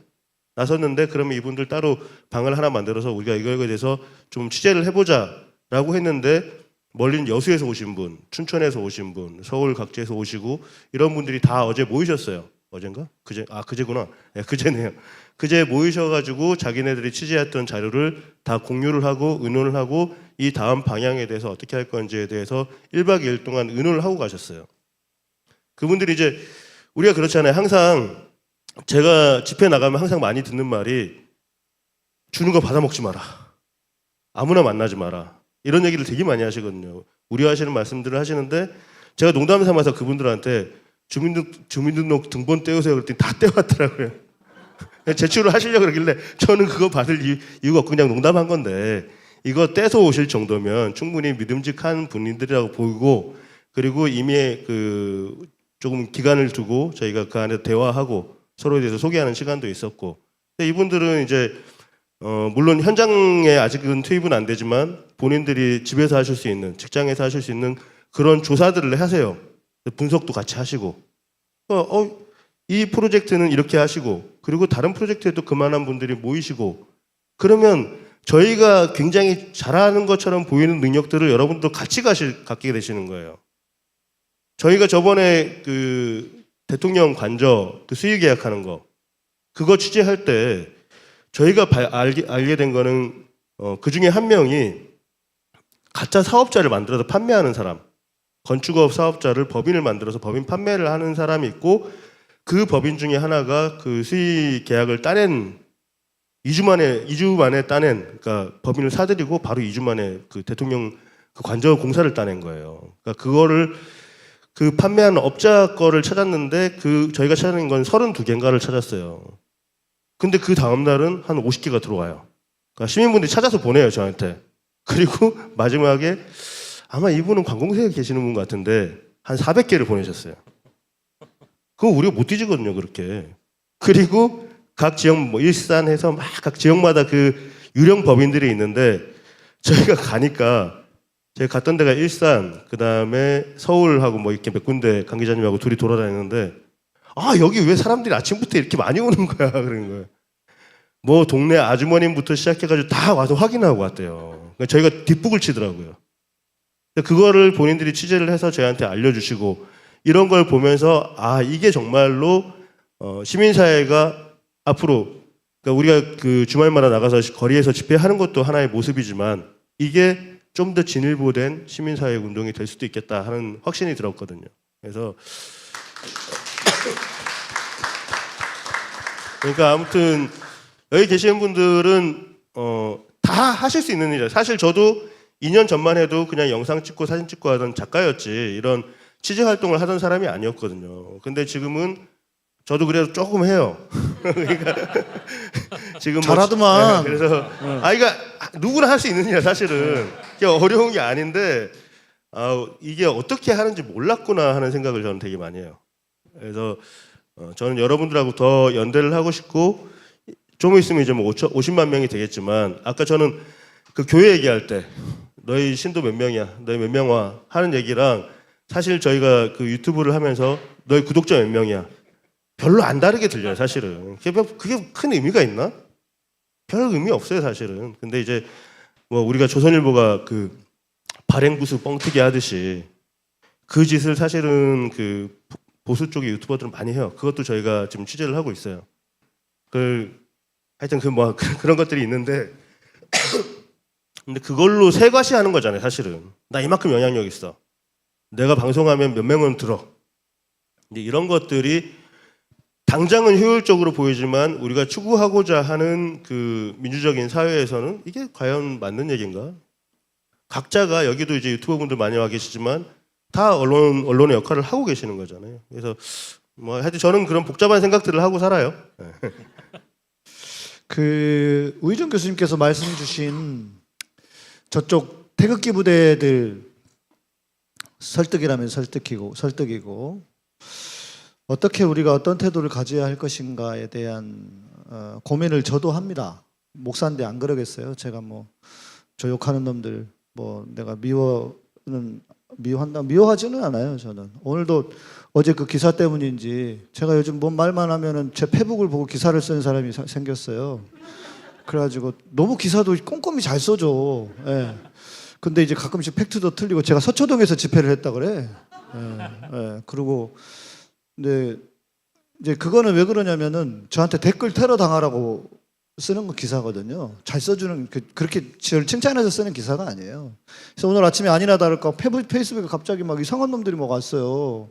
뭐 무슨 뭐 좌빨 목사 어쩌고 저쩌고 해서 내가 댓글로 닥쳐 쓰려다가 그냥 뭐 저는 댓글로 안 싸웁니다. 그냥 차단하고 막 쓰고 있더라. 바로 차단시키고 숨기기를 하거나 뭐 이렇게 하는데 저는 지금 저의 생각입니다. 교수님께서 말씀 주신 이런 방식이 이제 좀 넘어간 것 같아요. 끝나버린 게 아닌가 싶어요. 안 될 것 같아요. 죄송하지만. 네, 물론 그러기도 하고 지금 예를 들면 윤석열이라든지 이런 검찰 전 특수부 중심으로 한 저 세력들은 사람으로 보면 안 돼요. 진짜 인간들이 아닙니다. 인간들이 어떻게 저런 짓을 합니까? 그러니까 그런 것도 있지만 그게 속아서 넘어가서 막 거기만 지지하는 사람들 있잖아요. 제가 그 우리나라의 정신과 대부 이호영 박사님이시라고 그분과 방송을 이렇게 정신과 관련해서 이렇게 방송을 하는데 소위 말하는 확증 편향 있잖아요. 죽을 때까지 안 변한답니다. 죽을 때까지 안 바뀐대요. 어떻게 해야 될까? 그러니까 그런 말이죠. 냅둬라 그렇게 살다 죽으라고. 이런 거 있잖아요. 근데 그게 현실이 되는 세상으로 가고 있어요. 더군다나 지금은 미디어가 어리버리 하다 보니까 다 유튜브의 시대로 넘어오고 있지 않습니까? 지금 저는 이렇게 봅니다. 우리 시대에 새로운 교주가 생겼어요. 근데 그 교주가 누구냐면 유튜버입니다. 그 유튜버가 거의 절대적이야. 우리 진보 진영 내에서도 막 그런 분들 있잖아요. 예. 거의 뭐 신이야 신. 그거를 지금 우리 최 감독님 같은 경우에는 자기 스스로 계속 경계를 하고 있는 거고 본인의 내적인 성찰이 훌륭한 분이기 때문에. 근데 그렇지 않은 사람들은요 그걸 즐겨요. 그리고 지금 진영으로 갈라져 있는 이 확증 편향, 뭐 우리도 확증 편향일 수도 있습니다. 그러나 우리는 적어도 돌아보긴 하잖아요. 이게 맞나? 근데 저쪽에 있는 사람들이 아예 돌아볼 생각도 하지 않아요.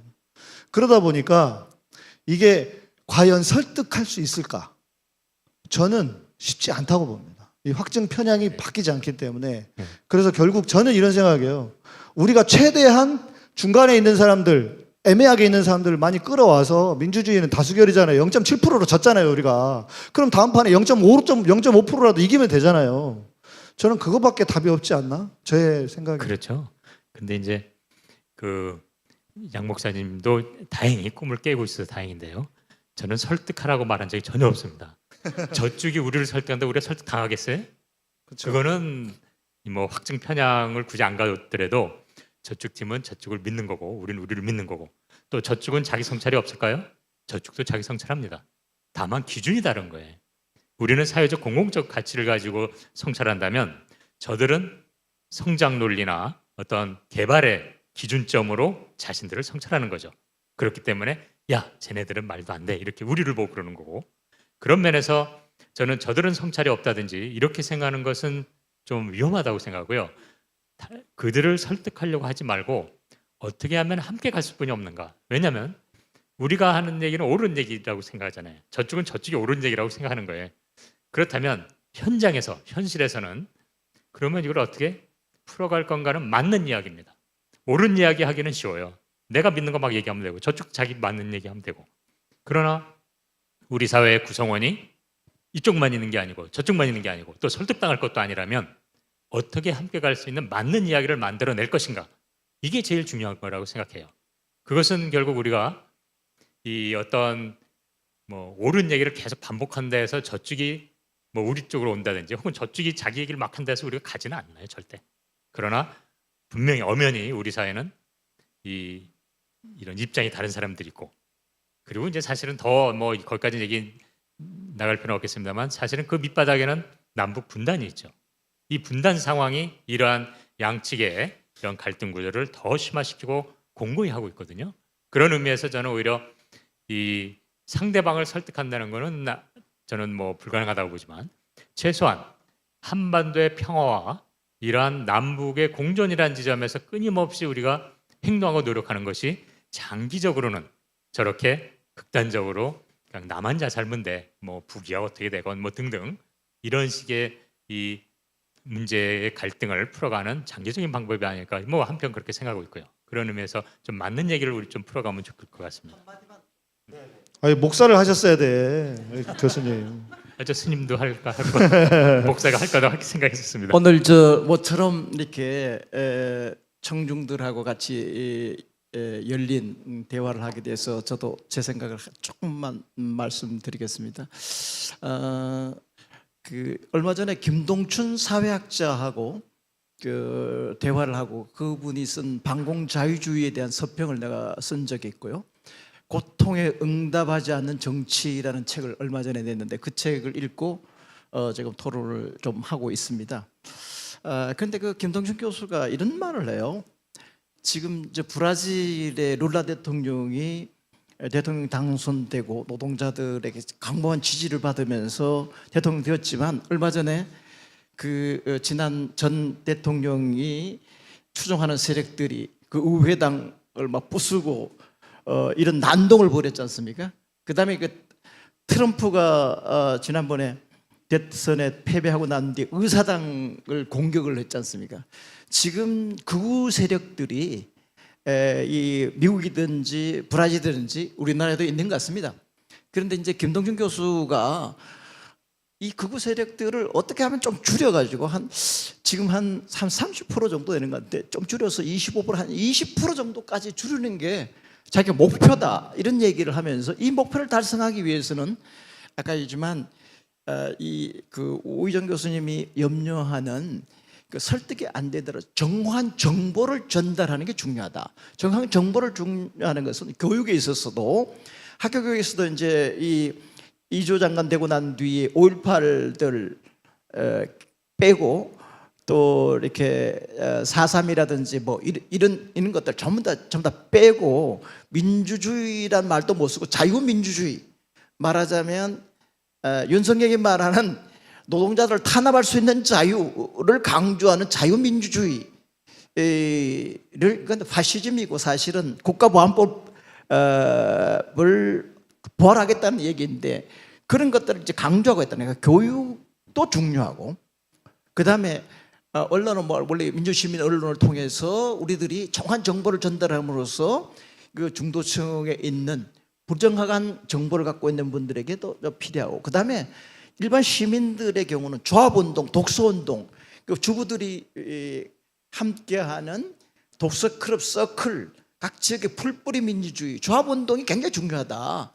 아카데미 같은 운동들, 우리 지금 더탐사에서도 시민학교 이런 것들이 광범하게 이렇게 이루어져서 이게 미디어만 가지고 되는 것이 아니라 현장의 교육, 그다음에 우리 자발적인 조합운동, 독서 아카데미 여러 가지 뭔데 전체적인 흐름이 어우러져야지 이 극우 세력들을 40%에서 30%, 30%에서 20% 줄을 쓸 수 있지 어느 하나 미디어 운동만 가지고는 좀 되지 않는다. 정말 깨어 있어야 된다. 우리가 정말 주체로서 깨어나가지고 각 부분에 자기가 선 자리에서 자기가 일하는 일터라든지 자기 동네라든지 곳곳에서 선 자리에서 움직임이 벌어지고 이것이 네트워크가 되고 아마 그런 면에서 우리 더 탐사의 역할이 엮어주는 의미에서 상당히 중요하다. 그래서 이런 것들이 일방적으로 이렇게 이 정보를 전달하고 설득하는 것이 아니라 오늘같이 이렇게 쌍방향으로 서로 자극을 주고받고 성찰하고 하면서 이 운동이 이제 굴러갈 때 이 극우 세력들이 좀 줄어들어가서 다음 선거뿐만 아니라 우리나라의 미래가 있는 것 아닌가 이런 생각을 해봤습니다. 감사합니다, 교수님. 어제 그 삼각지역에서 모였잖아요. 그래서 그 행진을 하고 그리고 시청 앞에서 집회를 했는데 삼각지 앞에 극우 단체들 시위하는 거 보셨어요? 보셨어요? 거기 막 이렇게 노래 틀어놓고 있잖아요. 그 노래가 저는 군간지 뭔지 모르겠는데 저는 거기 지나가다가 한 소절이 머리에 딱 꽂히는 거예요. 이렇게 뭐 내 생명 바쳐서 나라가 산다면 나라가 산다 하면 그게 나오는데 이게 다르구나. 이게 핵심이구나. 본질적으로 다른 게 그 사람들은 우리가 그 일제 강점기 때 받은 교육의 산물, 그러니까 제국주의의 하나의 소모품에 불과한 국민들, 그 사람들인 거예요. 그러니까 나 하나 여기서 죽어도 그냥 나라가 도대체 이게 무슨 그 구체적인 실상 이게 있는 게 아니잖아요.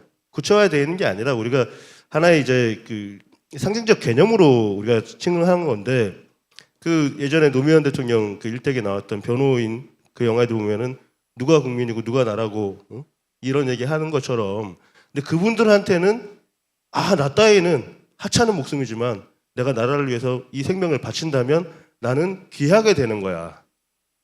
이게 꼭 그 교회에서 하는 말하고 비슷하지 않아요? 그렇죠. 네. 나라가 하나님인 거죠 지금. 네. 그렇게 생각하고 사는 사람들과 우리는 아니잖아요. 거꾸로잖아요.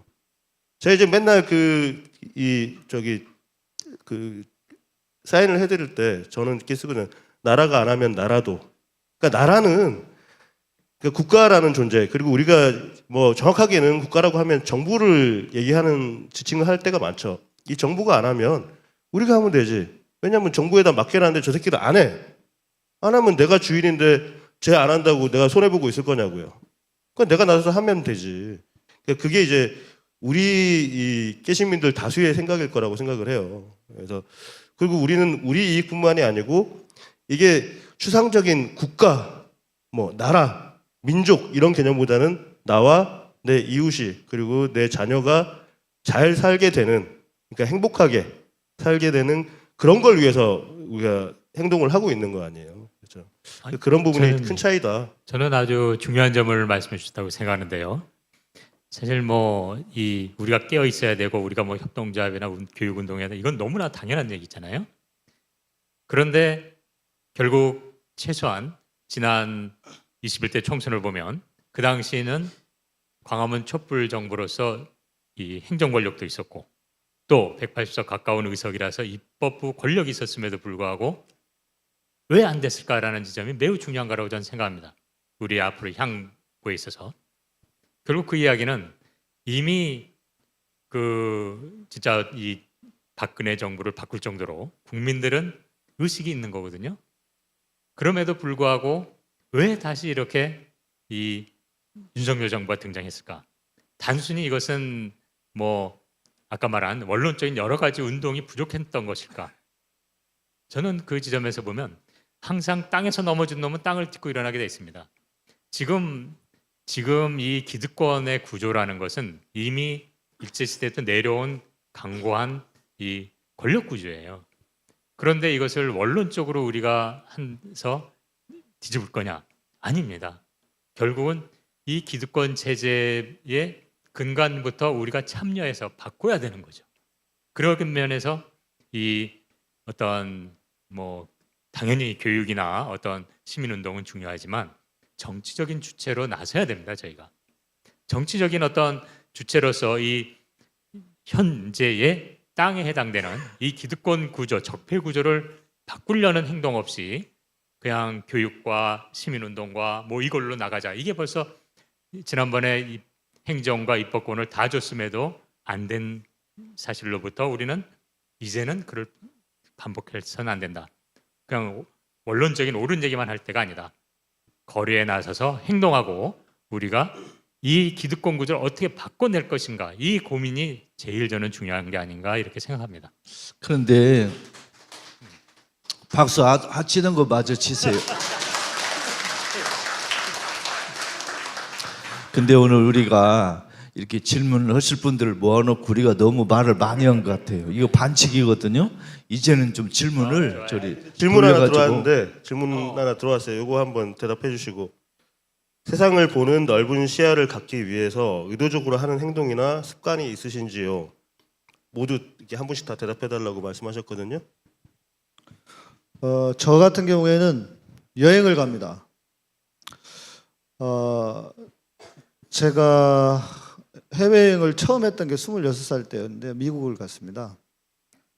그때 이제 군목 후보생 신분이어가지고 국방부에서 절대로 안 내보내주겠다는 거를 가겠다고 해가지고 처음 제가 진짜 해외여행이라는 걸 국제선 비행기를 처음 타봤는데 한 40일, 한 20일 정도를 혼자 여행을 하면서 영어도 안 되고 그런데 진짜 그때 많이 배웠거든요. 그리고 내가 어떤 목사가 돼야 될 것인가도 그때 다시 한번 제 삶을 정리해 보았고 지금도 저는 이제 방송도 하고 이런 사람이기 때문에 제가 많이 알아야 제가 많이 볼 수 있어야 더 좋은 것을 줄 수 있을 것 같아서 최근에 제가 다녀온 데가 시드니였는데 거기 가서 뭘 깨달았냐면 우리가 안에 있잖아요. 갇혀 있으면 우리께 잘 안 보입니다. 원래 그 컨설팅도 내부에서는 안 합니다. 밖에 있는 사람이 외부에서 컨설팅을 하거든요. 우리 사회가 생각보다 되게 괜찮은 사회인 것 같아요. 그런데요, 밖에 나가서 좀 우리보다 시스템이 잘 되어 있는 나라에서 한국을 보잖아요. 그러면 우리나라는 정말 갈 길이 너무 멀었다. 예를 들면 호주나 이런 데는 소위 말하는 블루 칼라들 있잖아요. 몸으로 일하시는 분들. 이런 분들이요, 화이트 칼라하고 똑같이 잘 삽니다. 똑같은 월급을 받거나 더 많이 받는 경우도 있고요. 근데 우리는 어떻습니까? 아직도 노동자들을 벌레 취급하는 인간, 그런 인간이 대통령이잖아요. 노동자를 없애야 된다고 그런 놈이 무슨 뭐 천공인지 스승인지 나부랭이라고 미친 소리 하는 놈이 그 말 듣고 그러는 거 아닙니까 지금? 그러니까 그런 거가 보이는 거예요. 안에 있으면 알겠습니까? 안에 있으면은 나도 뭐 이렇게 좀 그러려고 합니다. 그래서 제가 여행 다니는 거 너무 이렇게 뭐라고 하지 마시고. 아니 제가 먼저 후달리는 순으로 가려고 그랬는데 네, 얘기했으니까 뭐 네. 이 부분은 드릴 말씀이 되게 많긴 한데 짧게 제가 말씀드리면은 제가 사진을 공부를 하면서 무슨 생각을 했냐면 사진에 한 5년 차 정도가 되니까 뭐가 보이냐면 사진에 찍힌 사람 저를 찍는 건 아니잖아요. 사진에 찍힌 상대방한테 제가 보여요. 내가 보고 싶은 사람들이 모습이 보여요. 그러니까 이게 무의식적으로 제가 좋다고 생각하는 장면을 찍기 때문에 근데 내가 무의식적으로 뭘 좋아하는구나. 어떤 사람을 좋아하는구나. 어떤 표정을 좋아하는구나. 이게 쭉 저한테 보이기 시작해요. 그러니까 그다음부터는 일기 쓰는 느낌으로 제가 봐요. 제가 쓴 일기가 근데 맨날 똑같아. 그래서 그거를 이제 좀 극복을 하려고 노력하다 보니까 뭐 불교 철학에도 관심을 가지고 막 이랬는데 어느 날 스님들이 면벽 수행 이런 거 하잖아요. 벽만 보고 앉아 있고 뭐 몇 년 앉아 있고. 저는 그게 이해가 안 가는데 어느 날 그게 딱 이해가 가는 거예요. 벽을 보고 있으면 뭐가 보일 것 같으세요? 자기밖에 안 보일 것 같아요. 전 안 해봤지만 제가 모니터를 보고 있는 그 순간들이 일주일에 한 6일을 모니터를 보고 있는데 저를 보고 있는 거예요. 끊임없이 내가 이거 왜 찍었지? 왜 이렇게 찍었지? 좀 바꾸고 싶은데 모르겠는 거예요. 그러니까 이걸 바꾸려면 제가 어떤 사람인지 먼저 알아야 될 거 아니에요. 그걸 자꾸 찾아보는 거예요. 아, 이게 스님들이 이걸 하는구나. 저는 그때 그거를 깨달았거든요. 물론 틀릴 수 있어요. 제 나름대로 생각을 한 거기 때문에. 그래서 근데 저라는 사람을 쭉 알려고 들어가 보니까 제가 이제 사진 제자들한테 이렇게 표현해요. 우물이 굉장히 많이 있는데 그 우물 중에 하나가 저예요. 전데 우물 맛은 다 다를 거 아니에요. 그죠? 근데 그 우물을 쭉 파고 들어가 보면 거기 수원이 되는 큰 지하의 물줄기는 하나일 거다. 크게는 그 동네는 그거 하나일 거다라고 생각하면 내려가면 내려갈수록 이 맛의 본질에 대해서 알게 된다고 봐요. 우리가 밥 먹을 때도 지금 여기 계신 분들한테 지금 우리가 좋아하는 음식 얘기해보라 그러면 기호에 따라서 다 다르게 말씀하시겠지만 적어도 밥, 김치는 좋아할 거 아니에요. 그게 이제 우리한테 갖고 있는 우리 세대가 갖고 있는 오리지널리티라고 생각을 해요.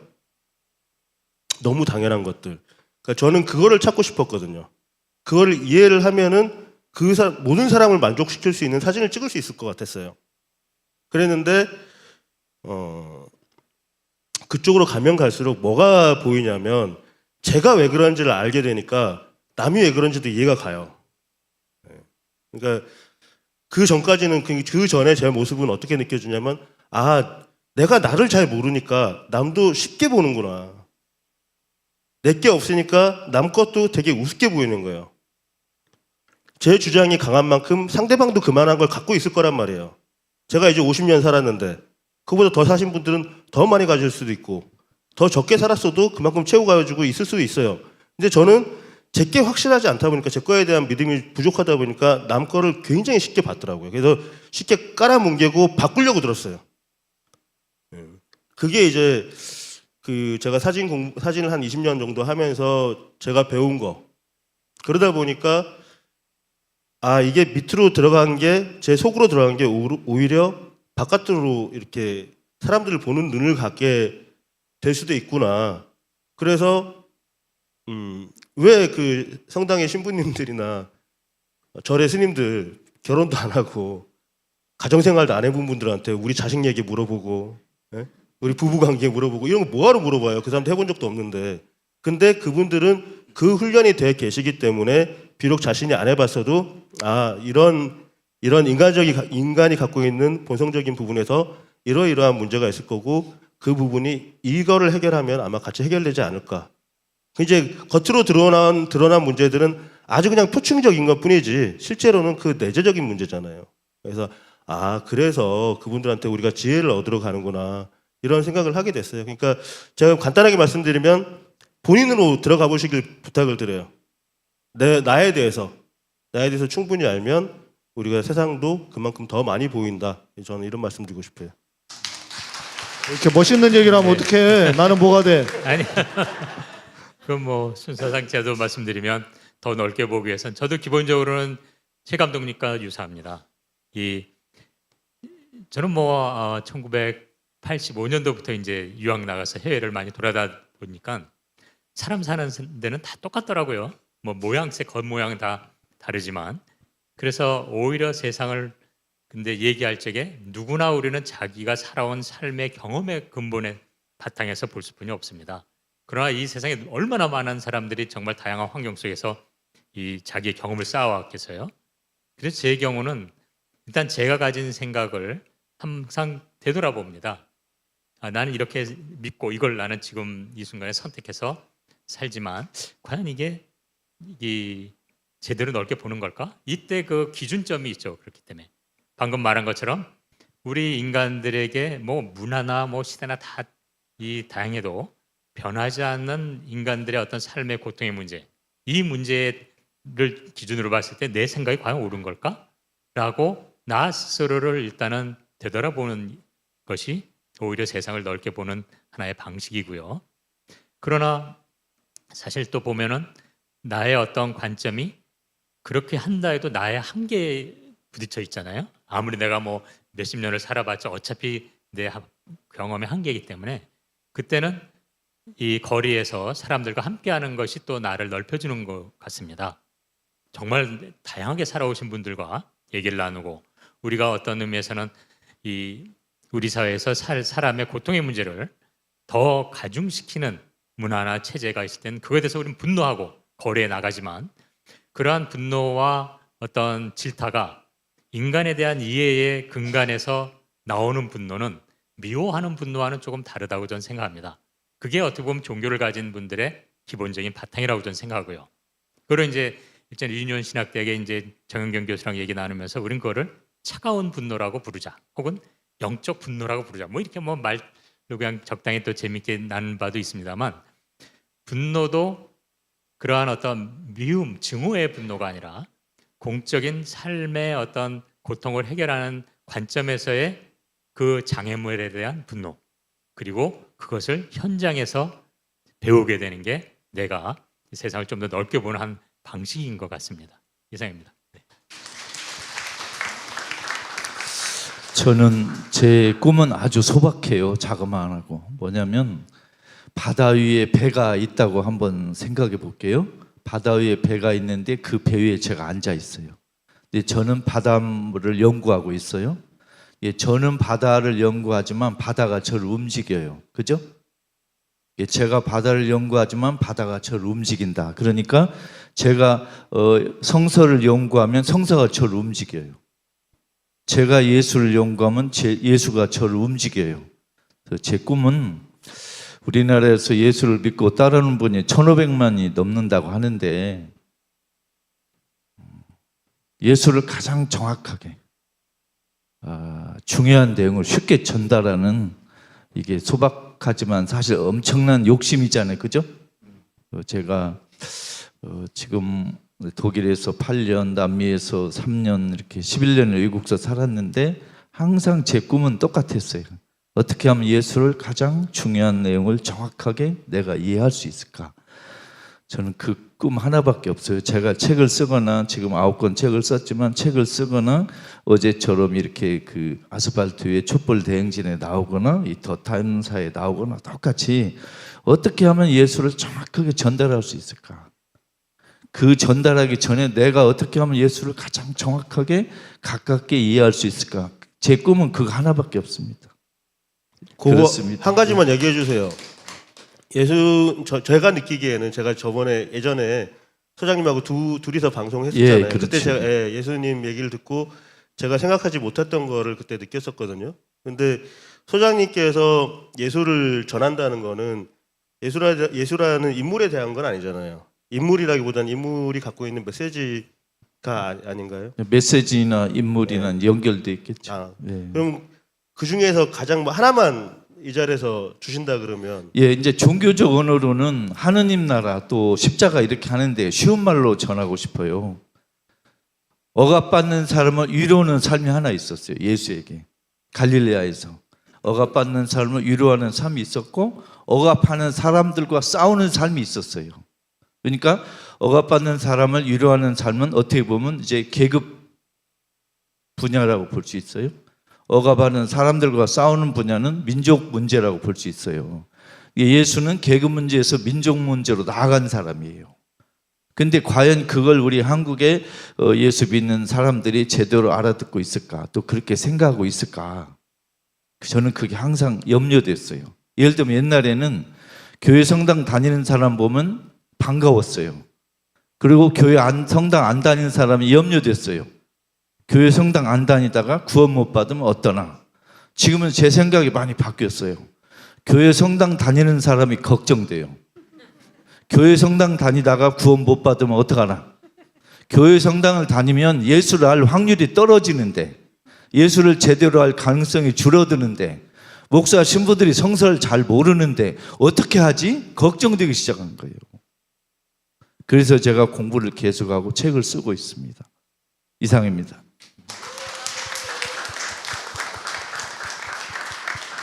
그러니까 교회 성당 가지 마시고 김군 선생님 책을 읽으세요. 책 읽기 싫으시면 제가 선생님 모시고 하는 찍먹신약, 저희 방송이 있습니다. 찍먹신약 보셔서 예수님이 어떤 분이신지를 배우시면 됩니다. 책이 좀 어려워요, 근데. 근데 좀 조금만 1번만 부연 설명하자면 아까 예수의 태도를 말한 거하고 똑같아요. 종교 지배층하고 신학자 성서학적으로 논쟁을 하는 거예요. 계속 질문하고 저항하고. 그러나 성서하고 하느님 예수는 계속 가까이 하는 거예요. 그게 우리 갈 길이 아닌가 싶은 거예요. 그게 우리의 갈 길이 아닌가. 이게 제가 교회 성당 다니지 말라고 말씀드리는 게 아니에요. 그거 아니었어요? 성서와 하느님은 가까이 하시라. 그러나 종교 지배층하고 신학자 성서학자들은 계속 다투어야 한다는 거. 우리가 질문하고 논쟁하고. 네, 그 불교도 마찬가지입니다. 지금 저는 뭐 그래서 국내에 뭐 불교를 대표하는 조계종을 변태불교라고 부르는데요. 완전히 제대로 된 가르침보다는 이런 종교 승려들을 위한 그러한 가르침을 끊임없이 재생산해서 가스라이팅하고 있죠. 정말 이 제대로 된 부처님의 말씀을 이해하려는 이러한 노력은 필요한 것 같습니다. 그 질문 하나 들어왔어요, 선생님. 그 생일에 생신에 커피 쿠폰 많이 받고 싶다고 그러셨는데 많이 들어왔냐고 질문이 들어왔어요. 그건 몇 개 들어왔냐는 건 목사님들이 우리 성도가 몇이냐 하고 관심 갖는 거하고 비슷하니까 그건 제가 답을 안 하겠고 여기 시청자들하고 여기 방청객에 제가 복습만 하고 싶습니다. 제가 그동안 강연 다니면서 가장 아름다운 질문을 하나 받은 게 있어요. 뭔지 아세요? 선생님 피부는 왜 이렇게 고우냐? 그런데 여러분 제 생일이 음력 며칠인지 기억하십니까? 12월 9일. 예, 12월 9일입니다. 우리 김영 교수님도 12월 9일입니다. 꼭 기억하세요. 예, 1년 12달 카톡은 선물은 열려 있습니다. 제가 우리 선생님 때문에 제가 김영 교수님한테 어쩔 수 없이 케이크를 하나 보내드렸어요. 괜히 얘기하셔가지고. 저는 안 보냈는데. 혹시 그 마지막 한 분만 질문하실 분 있으면은 말씀하시고 질문 아니어도 본인 얘기를 좀 하시고 싶으신 분은 아침에 교회 다녀오신 분 여기 뒤에 선생님 손 드셨네요. 네. 마이크 드릴게요. 네.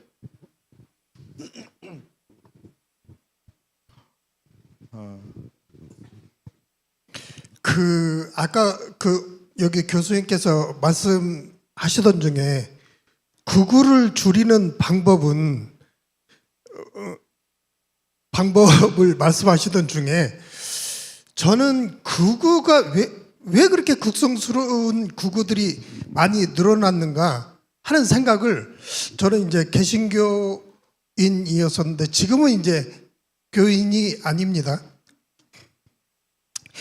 제가 교회를 그만두게 된 거는 목사 설교 때문에 그만둔 게 아니라 막스의 자본론을 읽었기 때문입니다. 거기에서 마귀책을 읽으셨군요. 예. 빨갱입니다. 근데 나는 신앙을 가지면 복을 받는 줄 알았어. 계속 그렇게 반복적으로 교회에서 주입식 교육을 받았기 때문에. 그런데 이상하게 우연히 유시민 그 작가의 책을 읽으면서 거기에서 이제 그 자본론을 알게 되고 자본론을 공부하다 보니까 내가 그동안 속았구나. 그 생각이 들었어요. 그때부터 이제 반기독교인이 됐는데 지금 이렇게 극우들이 극성을 부리는 이유는 극우 생산 라인이 어딘가 하면 개신교더라고요. 개신교. 거기서 기복신앙.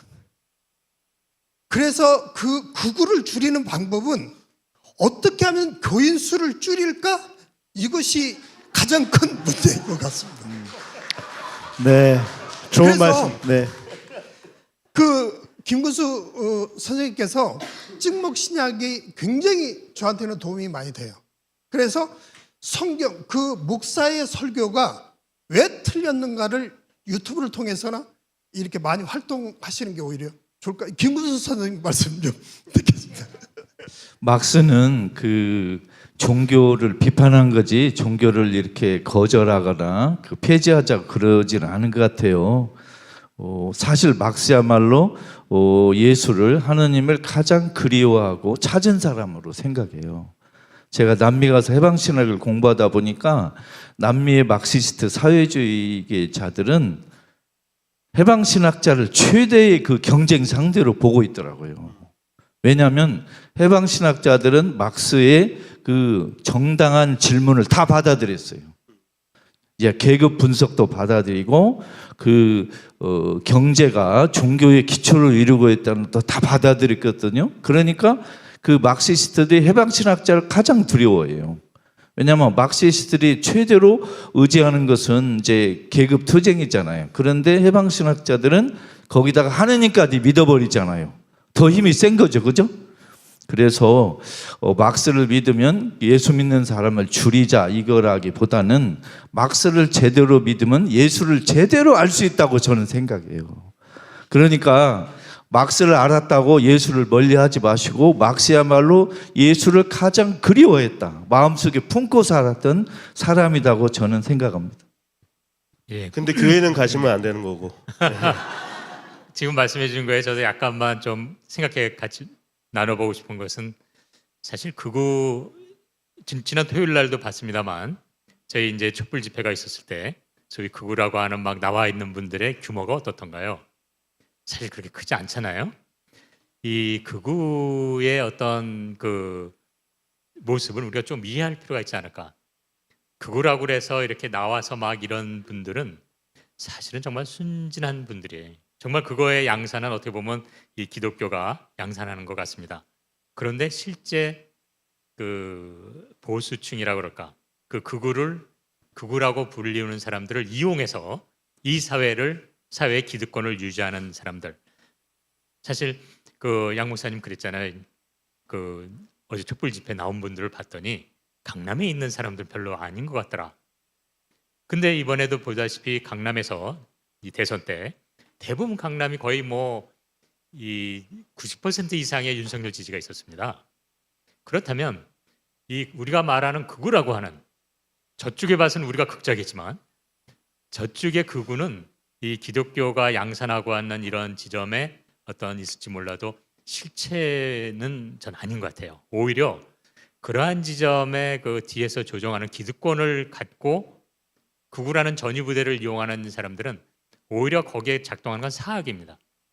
사학 비리와 사학 구조가 그러한 뒤에서 움직이는 기득권을 가진 자들을 이 보호해주고 키우고 재생산하거든요. 그 사람들은 오히려 강남의 어떤 기득권을 유지하고 그런 사람들은 그렇게 뭐 굳이 거리에 안 나와요. 그러니까 모양새로는 그렇게 뭐 어디 가면 그냥 상식적인 얘기를 해요. 또 좋은 사람도 많이 있습니다. 저는 그런 의미에서 우리 사회가 이 단순한 어떤 태극기 부대나 극우 뭐 한 20, 30% 이전에 그럼 그 강남 애들은 그게 뭐 진보 정권이건 보수 정권이 중요한 게 아니에요. 자신들의 기득권을 유지할 수 있으면 더 불릴 수 있으면 다 지지합니다. 민주당도 지지하고 어디도 지지하고. 사실 민주당 내에 거의 뭐 수박이라고 하는 사람들도 어떻게 보면 그쪽과 다 연결돼 있는 거죠.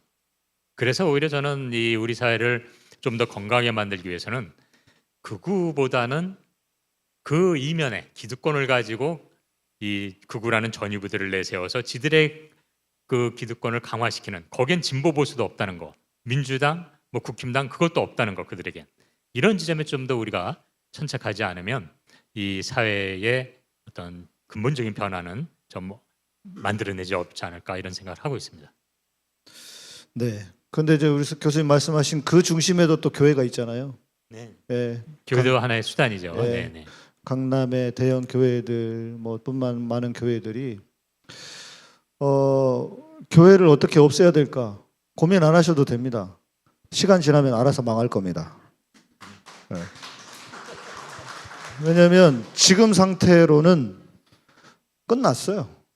뭐 본인들이 진짜 회개하고 성경으로 정말 우리 김군 선생님이 찾고 싶은 그 예수님을 향해 가지 않는 한 저는 교회는 끝난다고 봅니다. 물론 완전히 끝나진 않을 거예요.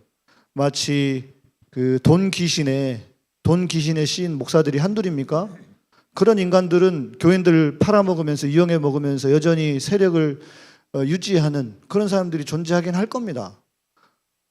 그러나 교회의 수명은 저는 이제 거의 끝을 다 하고 있다고 생각하고 그래서 중요한 것이 그렇다고 해서 종교가 무너지거나 없어지면 또 안 되지 않겠습니까? 그래서 어찌 보면 저 같은 사람의 역할이 되게 중요하다고 제 스스로도 생각은 하는데 뭐 힘도 붙이고 또 저도 뭐 제가 다 할 수 있는 게 아니기 때문에 그러나 뭐 내가 할 수 있는 건 최선을 다하자 하고 있는 것이고 아까 말씀드린 교회를 그럼에도 불구하고 좀이라도 더 빨리 무너뜨리고 싶으시면 돈을 안 보내면 돼요. 돈 귀신 붙은 것들이잖아요. 그러니까 돈이 없어지면 귀신이 떨어져 나가죠. 돈 안 보내시면 돼요. 헌금 안 하시면 됩니다. 저는 그렇게 생각합니다. 교회 성당이 박수 계속 치세요. 예, 감사합니다. 교회 성당이 무너지고 힘들어지고 하는 건 좀 안타깝고 슬프고 어떻게 보면 좀 뭐 예상 가능한 일이지만 저는 그것보다는 교회 성당에 대한 그 거리감 때문에 예수에 대한 관심이 사라지는 게 너무 슬프고 안타까운 거예요. 그래서 저는 이제 우리 더탐사 시민학교에서 예수 이야기를 이제 곧 시작할 건데 저는 정말 예수를 진실로 그리워하고 알고 싶어하고 정말 가까이 하고 싶어하는 사람들을 위해서 그분들과 함께 진짜 예수가 어떤 말을 하고 행동했는가를 제가 배운 그대로 한번 말씀드리고 싶은 거예요. 정말 예수는 훌륭한 분이다. 우리가 평생 사표로 삼을 만한 분이고 우리 한반도의 어려움을 이겨내는데 조금이라도 도움이 되는 분이다. 여러분 어떤 경우라도 교회가 싫고 성당이 싫고 목사 신부가 싫더라도 예수에 대한 관심은 꼭 붙들어 주시길 기대하는 거예요. 저는 제가 그 유일한 소망이에요. 그래서 그걸 위해 제가 예수 이야기 강의를 곧 시작하겠습니다. 네, 저도 그런 의미에서 지금 너무 우려하지 마십시오. 또 거꾸로 너무 희망 갖지 마십시오. 이런 종교 집단에 뭐 불교건 기독교건 이런 논의는 이미 몇천 년부터 계속 내려왔습니다.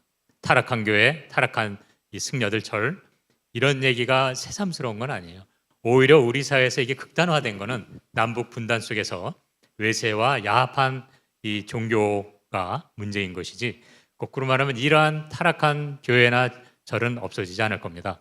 중요한 것은 그러한 것들을 명확히 바라보고 그것을 늘 자정하는 운동은 또한 역사 속에 늘 있었거든요. 그 대열에 우리가 함께하고 끊임없이 그것을 향해서 나간다는 마음이 참 중요한 것 같습니다. 네, 저도 오늘 제가 좀 그 방청객으로 와서 좀 말이 많아지는데 죄송합니다. 짧게 얘기하겠습니다. 그의 뒤에는 방공자유주의라는 이념이 기초하고 있습니다. 그거를 퍼뜨리고 있는 사람은 월남한 기독교인들이 많습니다. 영락교회를 비롯한 대형교회 이 사람들이 전부 다 4.3 그 제주 4.3 할 때 처복청년단이라는 게 여러분 알았죠? 테러 집단. 지금 요새 그 어제도 강화문에서 하는 극우 집단을 보니까 군복을 입고 군가를 틀어놓고 일제시대 때 군가를 비롯한 요새 최근에 군가를 하고 사단 뭐 이런 깃발을 들고 육사 몇 개 뭐 이렇게 사단 이런 거에 나왔더라고요. 그걸 지탱하고 있는 가장 기본적인 축이 조선일보를 비롯한 극우 언론들, 기독교, 대형교회, 그 다음에 지식인들 중에도 자기네들의 강남에 살고 있는 보수 기독교를 믿고 있는 그 지식인들, 소위 스카이 대학의 이 교수들 중에 일본으로부터 연구비를 받고 친미주의적인 그런 지식인들 집단, 그리고 그 이 종교인들은 또 말할 것도 없고요. 이런 그 언론들, 조선일보 언론들, 지식인들, 그 다음에 김현장으로 된 거는 전문직 변호인들, 그다음 강남에 살고 있는 사람들, 이런 것들이 우리나라의 기득권 카르텔을 가지고 뒤에서 아까 우리 우 교수님 말씀 뒤에서 조종을 하는 거죠. 거기 나와 있는 이런 사람 일당을 받고 하는지 어떤지 또 목사님이 시키니까 시킨 대로 이렇게 왔는지 모르 참 불쌍한 사람들이더라고 보니까 내 모습을 보니까. 그런데 뒤에 음흉하게 그 기득권 카르텔을 가지고 우리 사회의 민주적인 발전을 가로막는 암의 세력들이 있는 거죠. 아까 질문하신 분의 질문이 그거라고 생각하는데 그런 것들을 우리가 이제 공론장에서 공개적인 토론을 통해서 뭐가 정의이고 뭐가 민주주의이고 뭐가 합리적인지 우리가 나라가 어디로 가야 될지를 공론화하는 장에서 논의함으로 스스로 깨닫게 만드는 일이 뭐 교육, 정치, 문화 모든 면에서 돼야 되고, 그런 면에서 우리 더탐사나 민들레나 이렇게 뉴스공장2 이런 그 언론 매체들의 미디어의 역할이 참 중요하고, 리터러시, 우리 이 시민들이 뉴스를 비판하고 자기 나름대로 참된 인식에 갈 수 있는 지적인 노력, 언어에 대한 분석, 이런 것들도 굉장히 필요해요. 근데 우리가 똑똑해져야 합니다. 지금 이 윤석열을 아주 우습게 보고 있잖아요. 국민들이 그만큼 똑똑하다는 거거든요. 이 똑똑한 국민을 이겨낼 수가 없습니다. 다음에 뭐 선거를 통해서뿐만 아니라 각 지역의 공동체, 학교 공동체, 자기가 삶의 터, 노동자들의 권리, 이런 것들도 자기의 주장을 펼칠 수가 있는 논리, 개념 분석, 이런 것들을 해야 되는데, 그것이 아마 그 지금 가장 영향력을 믿을 수 있는 것은 뉴미디어가 아닌가. 그런 면에서 우리 더탐사에 대해서 끊임없는 격려와 지원, 성원이 필요하다는 생각합니다. 감사합니다. 네, 시간이 이제 거의 다 돼서 저희 6시부터는 취재 후가 있고요. 1시간 정도 저희가 좀 쉬었다가 취재 후 방송을 시작하겠습니다. 저희 그 채팅창에 후원을 위해서 멤버십 가입을 해주세요라고 계속 전도를 하시는 분이 계신데, 멤버십 안 됩니다. 안 되고, 지금 교회 와서 절 얘기하고 있는 겁니다. 앞으로 아마 아직 이제 확정된 건 아닌데, 저희가 이 유튜브를 비즈니스화하는 거, 그러니까 저희가 수익 창출을 하는 걸 저희가 신청을 다시 해야 되거든요. 2월 5일부터 다시 신청을 해야 되는데 안 할 것 같아요. 그냥 유튜브로는 수익을 더 이상 안 내겠다라고 저희가 선언을 하고, 뭐 유튜브를 공짜로 쓰겠다. 사실은 저희가 40%를 냈잖아요, 항상. 여러분들이 내는 돈에서 40%를 세금처럼 내는데 그거 안 내겠다. 안 내고 안 받고 끝. 이렇게 갈 가능성이 높고, 그래서 아무래도 이제 수익이 줄어요. 저희가 유튜브 수익이 한 전체 수익의 3분의 1 정도가 돼요. 그래서 큰 편인데, 아무튼 그거는 저희가 조금 더 고민을 하겠지만, 아마도 더 이상은 저희가 수익을 이 유튜브를 통해서 내지는 않는 걸로 이렇게 갈 가능성이 높으니까, 여기 ARS 후원 1877에 0809. 요즘 급했어. 네, 우리 최 감독님 안 그러더니. 네. 저희가 막 커질 생각은 없어요. 왜냐하면 커지면은 저희를 유지하는 데 들어가는 뭐 비용이라던가, 아니면은 저희가 유지를 하기 위해서 선택하게 되는 정무적 판단이 저희를 해칠 거라고 생각을 해요. 그래서 어느 정도 이상 규모를 키우지 않고 차라리 다른 언론사를 지원을 하겠다 하는 게 저희 생각이에요. 네. 제가 저번에도 한번 말씀드렸지만, 그 언론의 중립성을 좌와 우의 사이가 아니고, 뭐 지금 좌우도 아니지만 그 여당과 야당의 중립 가운데 어느 편도 안 들겠다가 중립이 아니라, 저희 자체에 존재하고 싶은, 그것도 사익이라고 볼 수 있죠. 그러니까 저희 언론사로서의 사익을 추구하느냐, 아니면 시민들을 위한 공익을 추구하느냐에서 중립에 서야 된다고 봐요. 한쪽을 포기해버리면은 그거는 무너지는 거예요. 존속이 안 되지만, 근데 대부분의 언론사들은 자신들이 살아가기 위한 방식을 택하죠. 네, 근데 저희는 그러지 않겠다. 그 부분에서 중립적인 태도를 취하고, 이게 우리가 살아갈 수만 있으면은 공익을 위한 목적을 계속 가겠다 하는 거는 여러분들이 충분히 도와주실 거라고 생각하기 때문에, 네. 오늘 뭐 여기까지 더 하실 말씀 있으시면 간단하게 하시고. 후원해 주세요. 더탐사.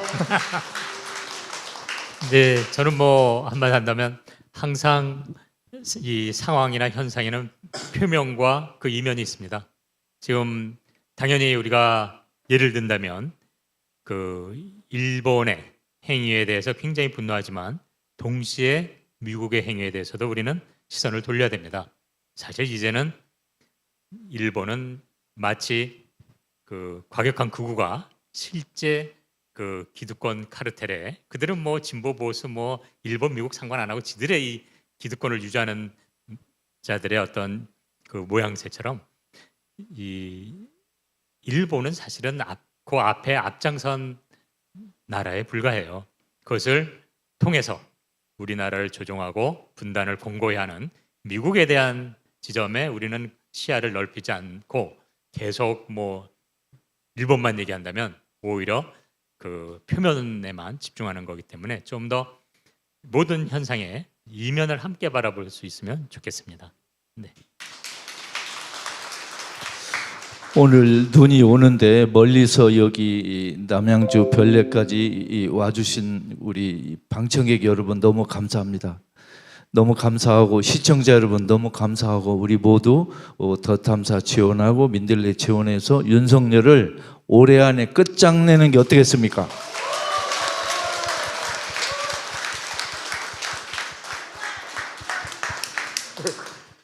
방송은 여기까지 하고 한 5분 정도 더 말씀 나누고 정리를 할게요. 방송 여기까지 할게요. 네, 시청자 여러분 감사합니다. 감사합니다. 고맙습니다. 네, 불 켜주세요. 네, 편하게 왔다 갔다 하시면서 말씀 나누시면 좋을 것 같아요. 시민이 만드는 사회 공익 채널 시민 언론 더 탐사 다시 시작합니다. 더 탐사를 응원하는 가장 스마트한 방법.